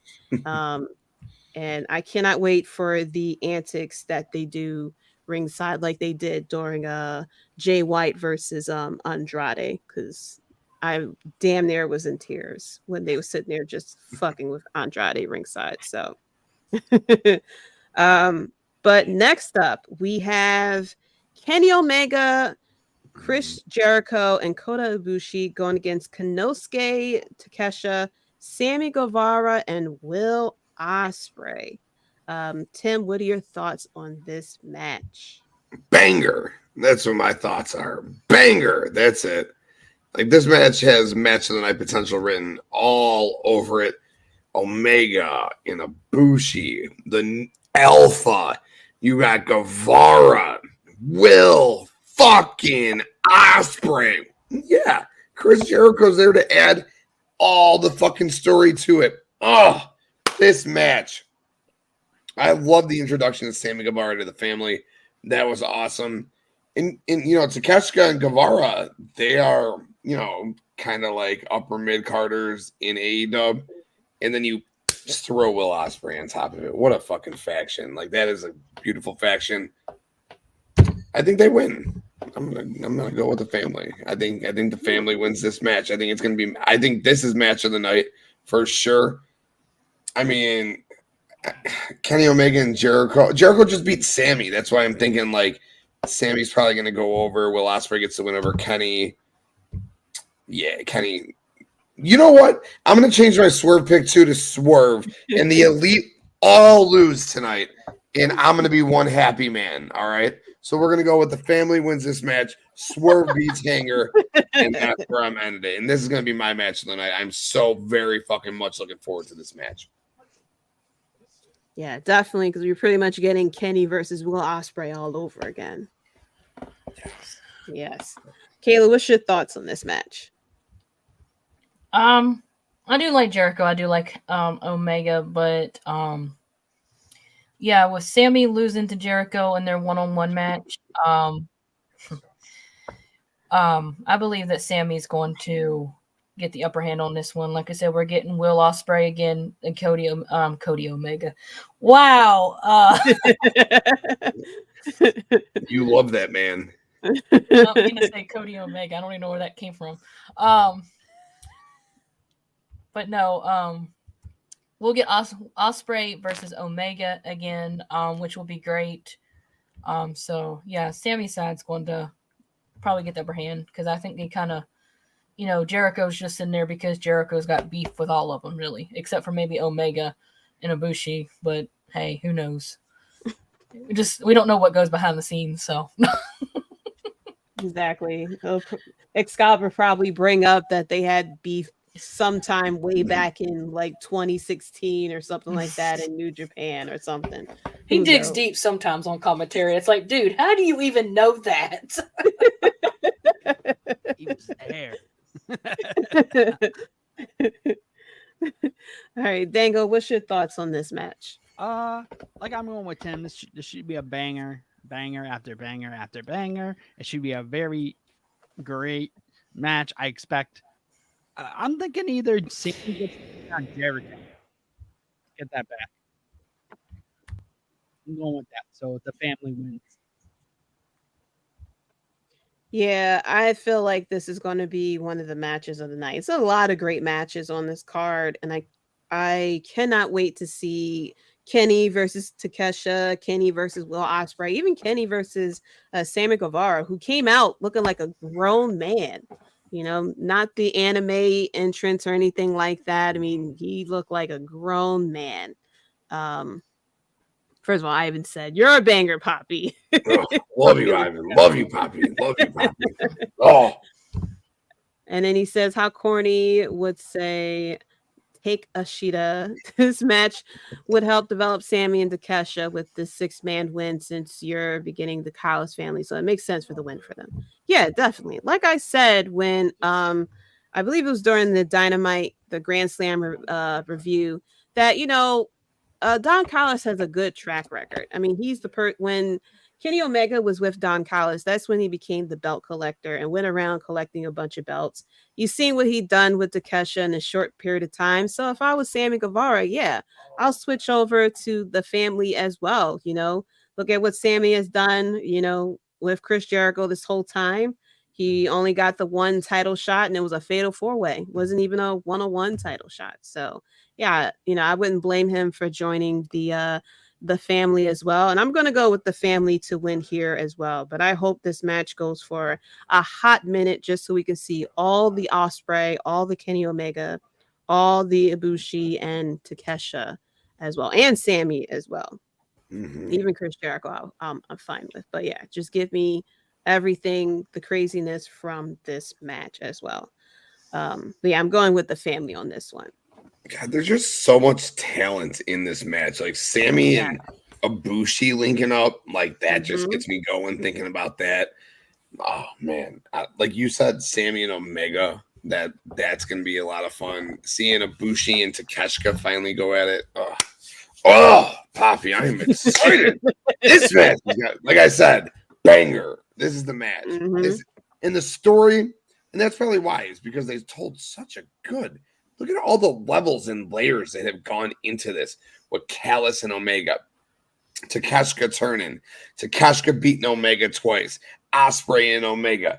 The Callis and Jericho, which led to Jericho's best friend turning on him and joining the family. All of it put together with them saying, yo, Kota Ibushi, you are Kenny Omega's fucking heart, and we are gonna kill him. Oh! Yes. Fuck. Yep. This is going to be it's a lot of great stories that they got going on here. So yeah, like I said, like you said, I'm excited for this match as well.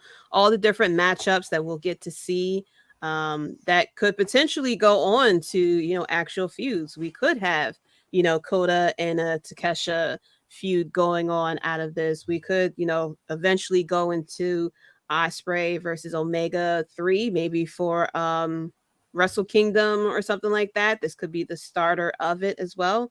But yeah, I can't wait to see what happens with this match. And speaking of bangers, we got another banger, the banger that got everyone wanting to watch this pay-per-view, and that is Bryan Danielson going against Zack Sabre Jr. Possibly the maybe first retirement tour of Bryan Danielson. According to what he said, he feels as though he's going to be like Terry Funk and retire multiple times. But yeah, I cannot wait for this match. Bryan Danielson proving that he is the best wrestler in the world. Just going around and just putting on dream matches. I am here for it. I hope that his daughter changed her mind and says, never mind, Dad, you can retire when I turn 10 instead. But yeah, I cannot wait for this match. I'm going with Bryan Danielson on this one. But I can't wait to see this match between these two. Dangle, what's your thoughts on this match?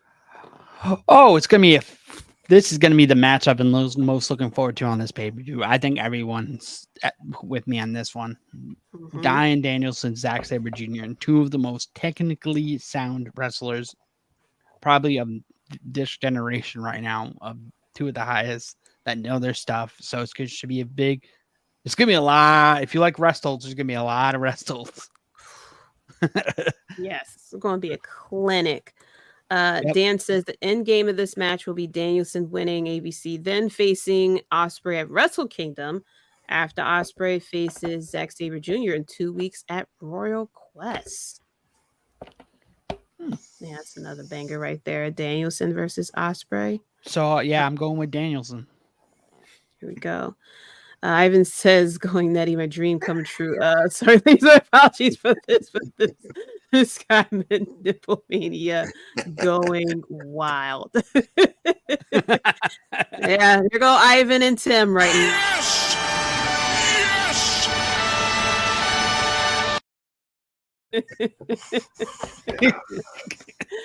There you go. That is Ivan. not bullshit.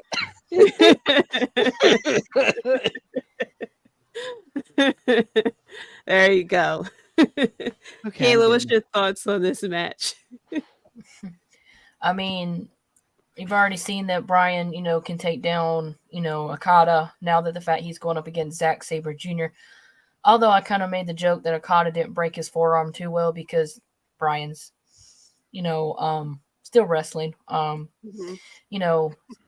hey, Okada's always been one of my favorite New Japan. And then, I guess you could say Zack Sabre Jr. is probably number 2. So the fact that we're actually getting this, as well, it's going to be one heck of a banger of a match, and I'm looking forward to it. Unfortunately, I think Bryan Danielson's going to get the win on this one. He's going to prove, that he is the best in the world. That's what he's trying to do before he goes out. And so we'll see. Maybe he won't. Maybe, hopefully he don't get his other limb broken in this match. Let's see. Ivan says that's right. And this time, Tony Khan is not bullshitting. And now he gave us what we've been wanting for the past year. Finally, dreams do come true. Not for me. Like Disney. All right, Tim, what's your thoughts on this match? Yeah, we were supposed to get it in for the original Forbidden Door in Chicago. We were supposed to get Bryan and Zack Sabre Jr. Bryan was out. We got Claudio. I mean, no one was really crying about that. Well, some people were crying about that. But we got the Claudio debut in AEW, which was awesome. They put on a hell of a match. This match is easy peasy. Bryan's this is like the easiest match of the night to decide who's going to win the match. Bryan is 100% winning the match, but the match is going to be a fucking banger for sure. No doubt. Very, very technical, very technical sound match. And yeah, I agree with Bakley. Yeah, at some point, I think Bryan and Will Ospreay are going to wrestle. I don't think that's going to be at Wrestle Kingdom, though. I think Bryan might wrestle at Wrestle Kingdom. It might be like a trios match or something, but I think that Bryan Ospreay match is going to be done on AEW soil. But Bryan Danielson wins this match. Two of the best technically sound wrestlers in the world, and Bryan continues on his way of just destructing everybody.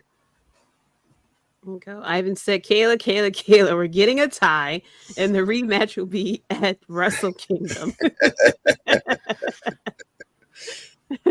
And Dan said, I cried. Yeah, you traveled all the way to Chicago, so I know you did. I love Claudio, so I was all about, Claudio and ZSJ. Yeah, but definitely the match of the night that everybody was looking for. It's Bryan Danielson and Zack Sabre Jr. And yeah, I can't wait to see what happens next. If we do get Bryan and Ospreay either on AEW or Wrestle Kingdom, I can't wait for all of that. Next up, for a 2 out of 3 falls match, I mean, with 10 matches we got here, the time that we have for this match, 2 out of 3 falls match for the AEW TNT Championship. We got Darby Allin versus the real champion, the Father of the Year. Your father here? Yep. Christian Cage. First of all, I love Christian Cage. Turtleneck strong, as he will be rocking the turtleneck. Very interested to see what's going to happen between him and Luchasaurus now that Christian is the champion. If Darby's going to bring Nick Wayne, since Christian Cage likes to, mention Nick Wayne's mom and dedicate matches to her and stuff like that. So I can't wait to see this match and whatever promo comes out of this match as well. But I'm going to go with Christian Cage here to retain because he just won the title. So I don't see a reason why Darby Allin should win here. I feel like eventually Darby Allin will win, but I'm on the Christian Cage train right now, and I don't want it to stop. But Tim, what's your thoughts on this match? I'm so 50-50 with this one again. Christian actually winning the TNT Championship was fucking wild to me. Luchasaurus, he pinned Luchasaurus. I mean, Christian pinned Luchasaurus to win the title. He's actually the champion right now. Not like he's just walking around with Luchasaurus' belt. No, like this dude's a champion. He's been so great. But they're in Seattle. You know what AEW does in home crowds. 2 out of 3 falls. I'm sure Nick Wayne's family is going to be there.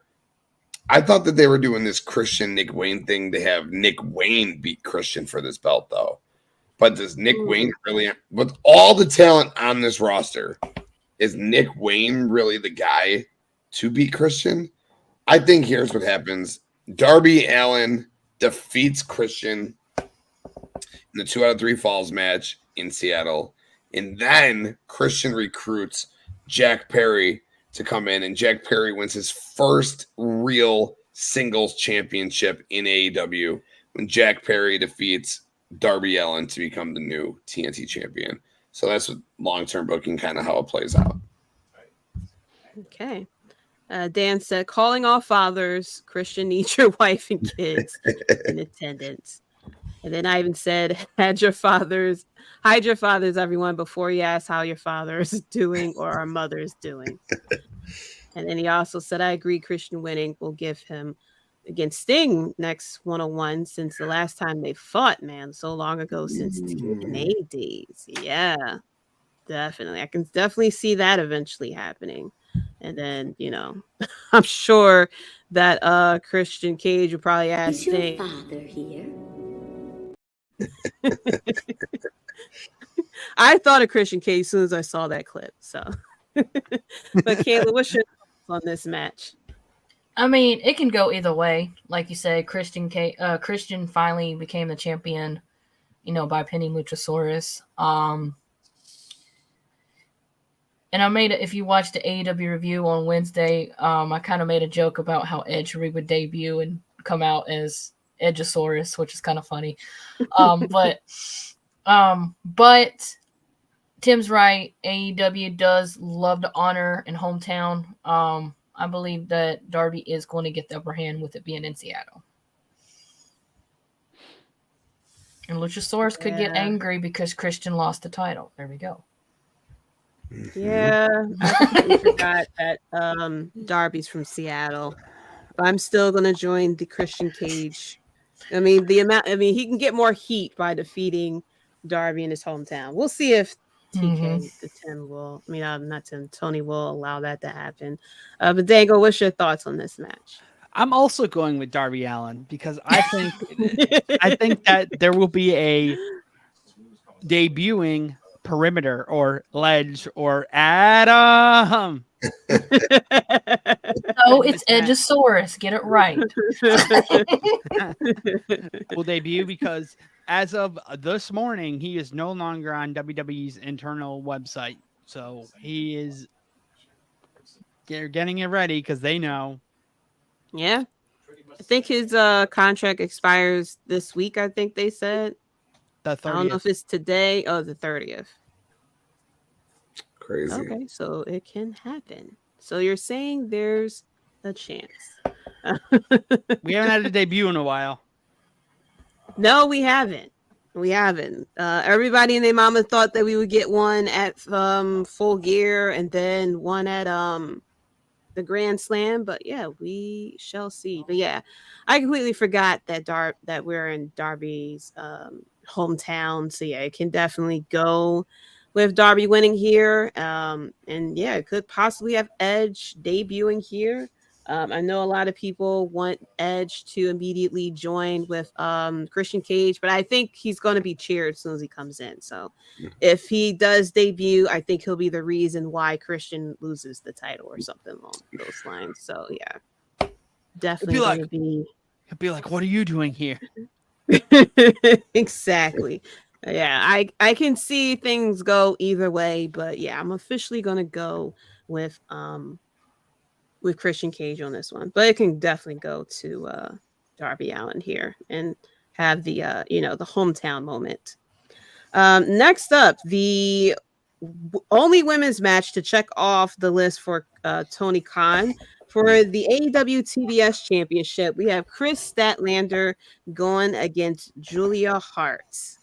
I mean, I guess I have to play this again. Not a chance.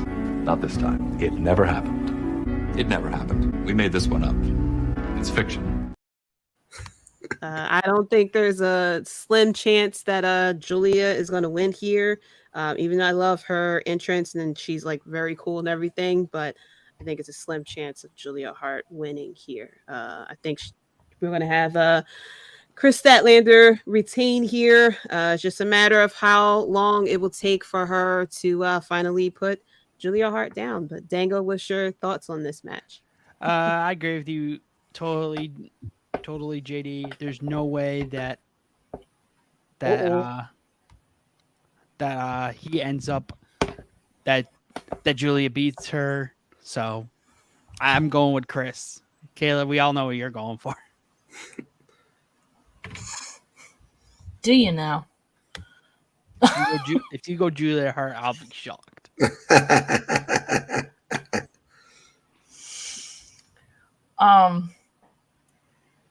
I do agree with JD. I do love Julia's entrance, her theme, her music, the whole House of Black. I mean, you couldn't find anyone better to play the part that she plays in the House of Black. But everyone knows she's my girl, and I've waited a year for her return. Returned at Double or Nothing. Mm-hmm. Defeated Jade Cargill after 60-0. Still called it that Jade was going to say nobody left, and then she comes and she won. She's deserved a title for so long, and I don't see her losing it to Julia. Even though Julia has been impressive, won so many of her matches and proven that she deserves to be in the women's division and eventually a champion. But if I had to book it when it's time for Stat to take the next step up higher for the world title, which I believe she'll eventually get, I believe it should be Julia be the one to actually do take it off of her and become the TBS championship. But sweetie, Julia, hi. House of Black doesn't always win. House never always wins. Yeah. You're going up against more than a woman, Chris Statlander. She's going to retain that title.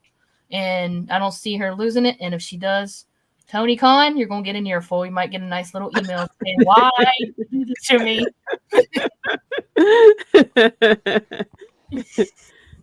Ivan said, "Give it, Julia. It's about time for her winning. She has been improving lately in the ring, and it's about time a female in the House of Black have a belt." Yeah, I mean, yeah, I can see Julia eventually winning the belt, but I don't see it happening just right now. I don't see it happening right now. But she can win, give her the Ring of Honor title or something like that, or and then eventually the TBS championship. But yeah, I don't see her winning against Chris Statlander right now because Chris is on a major momentum, so with her title reign. So I don't see it happening just yet. I can see maybe she does the miss on Chris Statlander and this turns into a feud to where then Julia eventually wins the belt off of her. But I don't see it happening right now. Ivan said, Kayla, the house doesn't win when you're gambling at the casino. They don't win, not the House of Black. Love you, Kayla. But Tim, what are your thoughts on this? Go ahead, Kayla. I was just ready to say I don't. No matter even if I thought she was gonna lose, I can't bet against her. She's my girl. She has been from the start since AEW. Always got to go for her. So there you go. But Tim, what are your thoughts on this match? Yeah, it should be a fun match. I like how they build Julia Hart up. Sky beating Sky Blue, fucking with Willow, beating Kiera Hogan. They're making her look vicious in the ring, which I really love. Her entrance is great, but at the end of the day, it's Chris Statlander. Julia Hart down the road, though. You guys make a good point. She could and probably should be the one to beat Stat down the road, but right now it's Stat. But what I want to take my time to talk about this in this moment is the fact that we're not getting a women's title match on the show, and then we're not getting two women's matches on the show. So Ruby versus Shida is going down on Rampage for Ruby versus Shida, random as fuck, but that's going down on Rampage for number one contender for the women's championship. So why the fuck couldn't Ruby or Shida, which should be Shida, but I digress. Why couldn't they then go and challenge Saraya at WrestleDream? I know Jaydee said 10 matches. I know she said we have a 2 out of 3 falls match. Okay, Ricky Starks and Wheeler Yuta, put that on fucking Collision. Saraya and Hikaru Shida, or if you want to do the Ruby thing just to keep teasing the attention, whatever. I don't fucking care. That match goes on the show. Fuck. Ivan, this is for you. Your bullshit, Tony Khan. Why the fuck isn't there 2 women's matches on the show? It is ludicrous. Why isn't she and Britt on this damn show? That's the match they've been fucking building, Dango. That's the match they've been building. What? Right. Britt must have too many dentist appointments this weekend to something like that. You could even have done a rematch between Saraya and Toni Storm. Yes. Lots of options. And at the end of the day, we're getting one motherfucking women's match on a 5-hour show. Fuck is that? Exactly. Let's see. Ivan says, yes, you're a bullshit, Tony Khan. And you see why Jade left. Just kidding. But yeah, definitely the check off the one women's match on a pay-per-view between these two. And yeah, when I saw the card, I was like, we could have easily had the women's champion on here. I mean, we pretty much got damn near every title defended on this at this event, but we could have easily had Saraya going against Toni Storm or something like that, or even the number one contenders match. The number one contenders match should have gone on Collision and then had the rematch on WrestleDream. Or if anything, they could have booked Athena on the show defending her belt. Yeah, definitely. I don't even know who Athena is anymore. Never see her. Yeah. I watched her in a banger with Willow not long ago, and that's the last I've seen of her because I don't really know what ROH is. Yeah. Is that what you think the announcement is? I hope that's the announcement, that it's the end of ROH. That's what I hope it is. There's an announcement. Tony said that WrestleDream is supposed to be the start of the new era. Well, yeah, all the people on Twitter, the detectives on Twitter are like, no, he's going to announce that he's buying New Japan. Get out of here. That I would be swear. so awful. And basically, AEW was made because Vince being a monopoly. Yeah, that's. Yeah, I do not see that happening. He already has too much under his belt. And then you're gonna then allegedly buy a whole company overseas. You're gonna, be stuck between having to deal with. He's gonna go send Brian to Japan and have him run New Japan. There you go. Dealing with Japan, dealing with a soccer team, dealing with football and AEW and Ring of Honor. Yeah. And you're the booker and the creative behind all of it. The only booker. Yeah, the only booker. And I forgot who he said this to, but in some interview he mentioned how before he brought Ring of Honor, he was working 80 hours and now he's working like more than 80 hours. I'm like, sir, when do you have time for anything? When do you He sleep? doesn't. Exactly. He doesn't. It's crazy. He sleeps on planes. I respect the hell out of the guy. I really do. That's why I hope the announcement is that they're consolidating Ring of Honor down to just a developmental brand. Dark, Elevation, whatever the fuck you want to call it, off the paywall. The paywall is just old content, or that content's going on to HBO Max is some sort of like a subscription thing going forward where you get pay-per-views too. Because hey guys, I'm charging you $50 every month now. Okay, Tony Khan. Like, not all of us are on private VPNs. Some of us are paying $50 every month, Tony Khan. So maybe they're gonna put that shit on a little fucking subscription service. ROH's content's gonna go on there, and yo, look at the champions of ROH.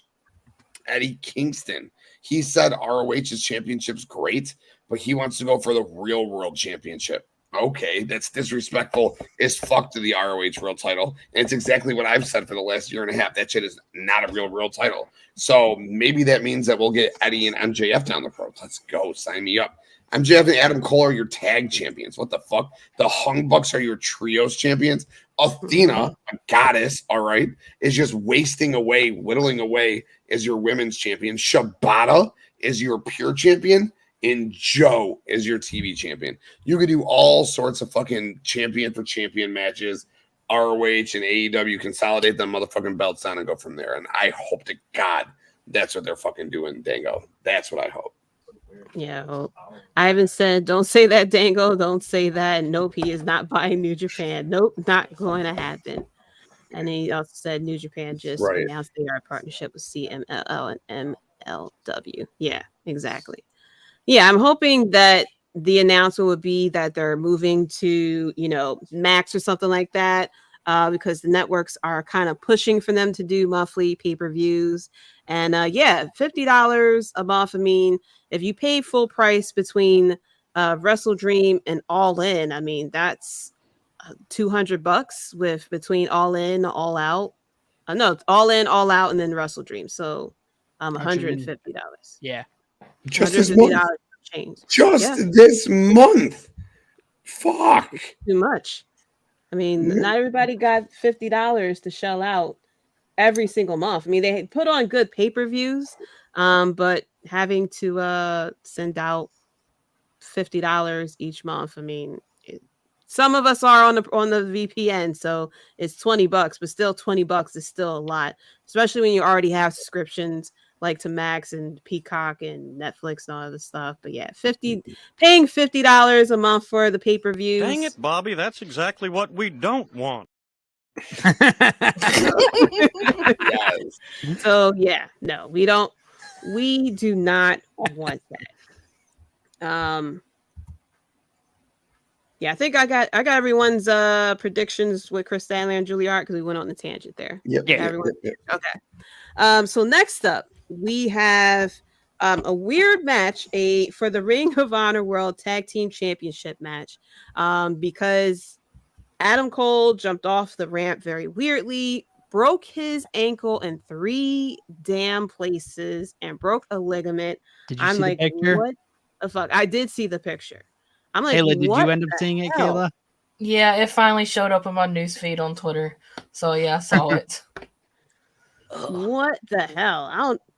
He should have just next time Adam Cole needs to just go down the steps or something like that, or sit down on your butt and then hop down that way. Because geez Louise, that he has to get surgery now, so he will be out of commission for a while, which is crazy. But MJF mentioned he doesn't want to relinquish the tag team championship, so he is going to be facing the Righteous in a handicap match. Don't know how it's going to happen. People are putting out their conspiracies out there, especially with MJF and Jay White coming along. Jay White getting attacked at the end of Dynamite and against with masked men. Tim could be one of those men, could be Devil's Mask, who knows? But it looks like it could be involving Roderick Strong, the Kingdom, Adam Cole, and probably one other individual, who knows? But yeah, that could definitely play into this match between MJF and the Righteous. I'm unsure of where they're going to go from here. They could easily just give the titles to the Righteous, especially since Adam Cole will be out for a while while he get his surgery and then having to recover as well. You can have the Righteous win the Ring of Honor World Tag Team Championships and then have MJF concentrate on defending his belt, especially that we have him going against Jay White coming. And then on top of that, he's still, it kind of got resolved, but he was beefing with Samoa Joe. And then we have Roderick Strong in the background. Adam!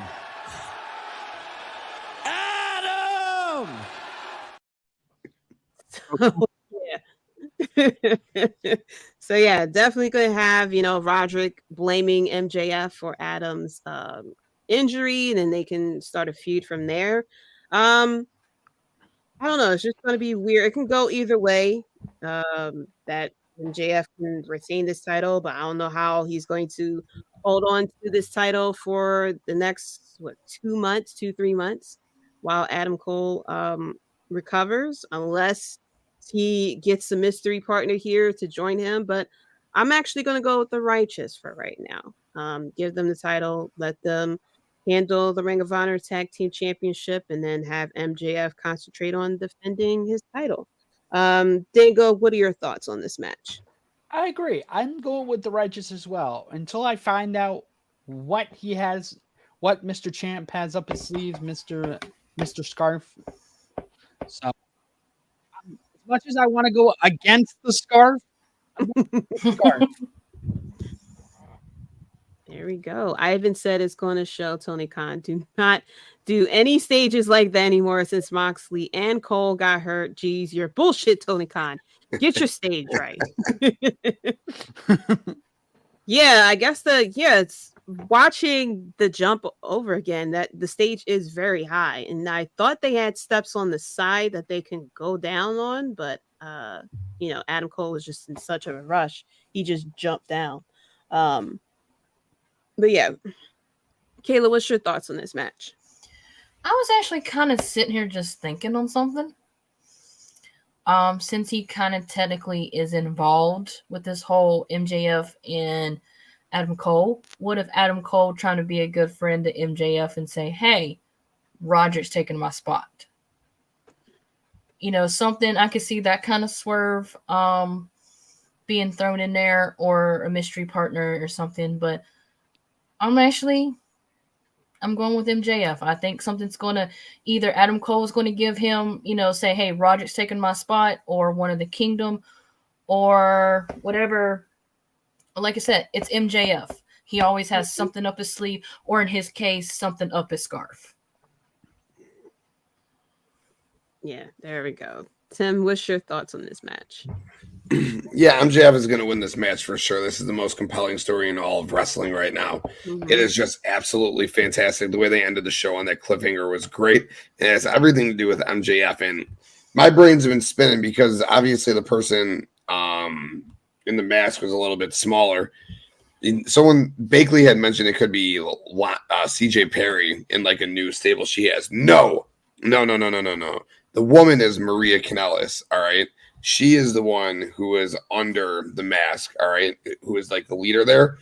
And I think that we all got played, all right? We sat here, all four of us together, and we did the watch along for Grand Slam. And we're like, what an idiot. He jumped down. He fucked his ankle up. That was so stupid. We all bought in. Like, we all could be getting worked of works right now. Then Britt Baker posts pictures. That could have been anyone's fucking foot. In the picture of his face, his foot was wrapped, all right? He limped right away because maybe this is all just one work. After All In, when they were together in the locker room, the Devil's Mask was over Adam Cole in the locker room. There's like so many different elaborate little things. Going back to the start of Adam Cole and MJF's friendship, how Adam Cole has just like slowly beaten Max down. Like he couldn't beat him at first, so he joined him, and then he's just manipulated him. Now Max's neck's fucked up. Now he's convinced Max to defend the titles by himself in a handicap match. He's gonna keep doing shit like that until ultimately it's gonna be Adam, it's gonna be Roddy, it's gonna be fucking the Kingdom, maybe it's gonna be Kyle. They all fuck MJF over, and Adam is gonna be the one who wins the title. Jay White program will be a lot of fun with him and MJF, but it'll still be Adam Cole who wins this belt. And all they're doing, they're just slow burning this like the bloodline. They're pushing it out and pushing it out. And I know you guys hate to hear this, but I really think that it was supposed to be Max and CM Punk for both of those titles at Full Gear, and Jay White's just taking CM Punk's place. And it's just now all of this has just been done because Phil's gone. As crazy as that sounds, Adam Cole jumping over, fucking his ankle up, the Jay White thing, Jay White and MJF, all because of Phil. And MJF keeps the belt until Adam Cole reveals himself as the mastermind behind it all. Oh! Yeah, you guys got some good points there, because I didn't think of it that way, that MJF will have something up his sleeve. I was mainly thinking about like how they're going to continue with the title match without Adam Cole. But I did have the thought that like maybe Adam Cole is playing everyone. He's not actually injured, especially when people is like, it could be Adam Cole in the mask. Along with Roderick and the Kingdom and whatnot. But yeah, so I'm gonna change my pick to MJF because I feel like something's gonna happen here. But like, they don't really need the Ring of Honor Tag Team Championship because I don't think they even step foot on Ring of Honor, the Ring of Honor shows. So that's why I was going to go with the Righteous here, and then like continue the story with MJF solo. But yeah, I think something's going to happen here. We're going to get something more along the storyline with MJF and Adam Cole, and especially with Roderick and the Kingdom nearby as well. I feel like it's going to be some chaos in this match as well. So yeah, I'm going to go with MJF on this one now. Nice. Yeah, we're all in agreement. And by the way, Tim, I did my catfish. That picture is real. There's nothing popping up. So at least for reverse Google image. You did your best, Neve. Pretty much. I said Dynasty reunion, make it happen. Make it happen. Yes, I think it's going to for sure. Yeah. Next, for the Ring of Honor World Championship and the New Japan Strong Openweight Championship match, we have Eddie Kingston going against Shibata. Tim, what are your thoughts on this match? Oh, this match is going to be a lot of fun. Eddie just keeps wrestle dream match after dream match after dream match for him. How fun. Double champion. Both belts are on the line. Shibata's pure title's not on the line. Obviously, Eddie's going over here. Expect 3 spinning back fists, and Eddie walks away with both titles. All right. Kayla, what's your thoughts on this match? I mean, Eddie finally, claiming some gold. I don't see him losing right away. So, I mean, obviously this match is going to be a good match. I mean, there's no doubts about it. But, yeah, Eddie Kingston's been on fire since winning it. So he's a 2-belt two-belt Kingston or two belts Eddie, whatever you want to call him. But yeah, Eddie will retain. He'll walk out with both belts. All right, Dango, what's your thoughts on this match? I think Eddie also walks out with the belts still, and so yeah, I think Shibata should be a great opponent for him. Their styles should definitely clash, so it should be really good, interesting. I feel like every match on this card should be really a banger. Yeah, definitely. I'm also gonna go with Eddie Kingston retaining here. Now he just became champ, so I think this is going to be a banger of a match too. It's going to be hard hitting between Eddie Kingston and Shibata as well. But yeah, I am a big fan of Eddie Kingston, so there we go. And then finally, for the AEW World Tag Team Championship, we have FTR going against Aussie Open. Tim, what are your thoughts on this match? This match is going to be a fucking banger. This is match of the night potential too. If they give these guys 20 to 25 minutes to work, these guys could absolutely put on the match of the night. I think it was a Royal Quest last year they worked together. We didn't get to watch it for like fucking 3 weeks. We're like, where is this match? Where is this match? We finally watched the match. It was a banger. Problem was we all knew the result 3 weeks later. I don't expect Aussie Open to take these belts off of FTR at all. But again, this match is going to bang. We get Dump Truck Davis. He's got the best ass in the business, respectfully involved. And can't wait. The match is going to fucking bang, slap, and fuck. Let's go. And then Ivan said for the previous match, it's going to be a New Japan strong style match for sure. It is going to be very heavy-handed. Kayla, what's your thoughts on this match? I mean, this actually honestly can go either way. You got FTR versus Aussie Open. I'm kind of torn between this a little bit. Because we've stated before, Aussie Open's had so many chances at the, tag titles, and it never fails that eventually they're going to win it. But I'm still holding out what I really want, who I really want as the AEW Tag Team Champions, and I want to see them go up against FTR. So FTR has to retain. That's all I'm going to say. Kayla's just going to have this shirt. Best friends. I'm sorry. I'm sticking to it. They're the only tag team that's been there originally that has not had the tag titles yet. And they've proven it over weeks, that they deserve those titles. And, they haven't gotten that chance yet. So they've gotten close a lot. They've gotten close. They've gotten matches after matches, but they've come up short every time. So, yeah. It's because they only have one Trent.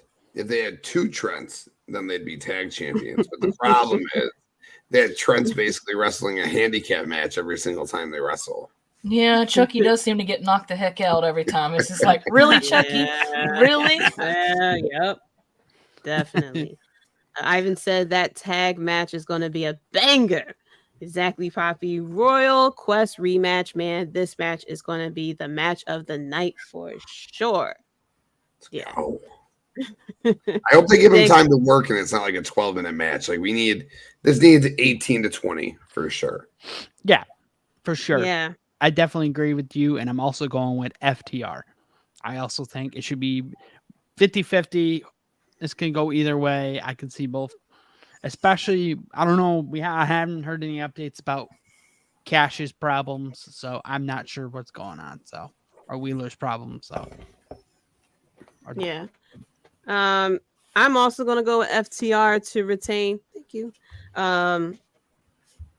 Even though it could go to Aussie Open, but with the number one contender match, I have the Guns winning, so I want the Guns to win the titles.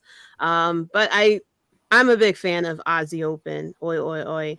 But I think FTR is going to retain here as well. Let's get this in there. Here we go. Yeah. So, but yeah, a lot of these matches definitely going to need time to, let it play out. I the only match, of course, is going to be very short. It's going to be the TBS Championship. I can see that match not really going, even though unfortunately it's the only women's match. But yeah, I can see that match going for a short period of time. I even said Tony Khan better not F it up now. Give them 25 minutes.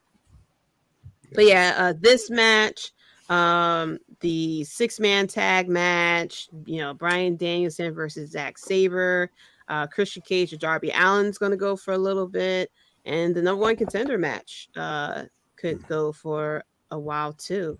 And then depending on how the match goes, MJF and the Righteous can go for a little bit as well to build up your champion too. But overall, it's going to be a pretty good pay-per-view. A lot of matches on here that's going to be, bangers for sure. Can't wait to see how everything goes down. We're going to be doing a watch along during WrestleDream, so be sure to tune in to the Fanatics Network and check it out. Any final thoughts for WrestleDream or No Mercy, all the wrestling that we got going on this weekend? No, I'm just excited. I'm excited to be here this weekend. No Mercy watch along Saturday night. We got the WrestleDream watch along Sunday night. It's going to be a hell of a weekend. I'm very, very excited. It should be a great weekend for some great wrestling. I mean, I won't be attending the No Mercy, but I should be there for why I can't speak. WrestleDream.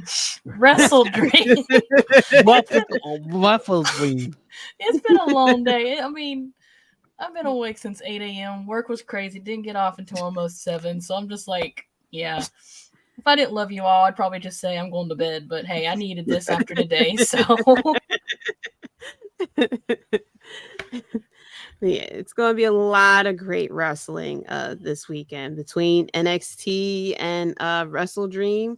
Going to see who's going to show up, who's going to debut. Could have Jade Cargill, could have Edge popping up here, or anyone really. Mercedes. Yeah, well, I thought they would have the women's title on the card, and you could have Mercedes show up here. But I guess, you can have her show up for Chris Statlander. Maybe. But yeah. But I thought she would show up I thought they would throw the women's title on here so that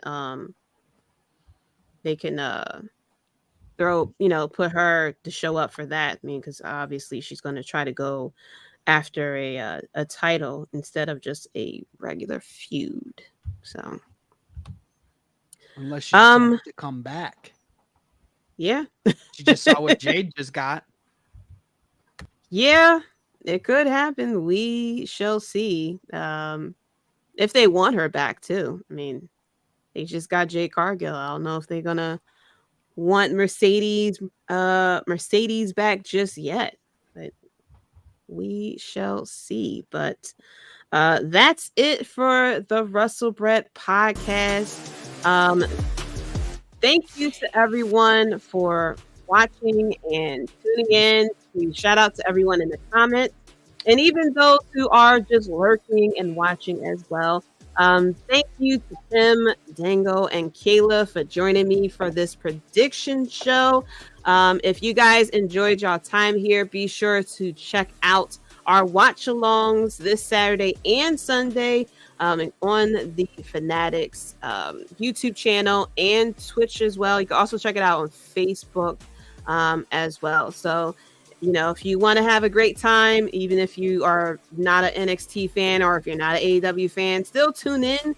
We'll sit here and have a great time, talking about everything that's going down. We may go off on a tangent here or there, but we're always going to have a great time watching this. I can't wait for this wrestling-filled weekend that we got coming up.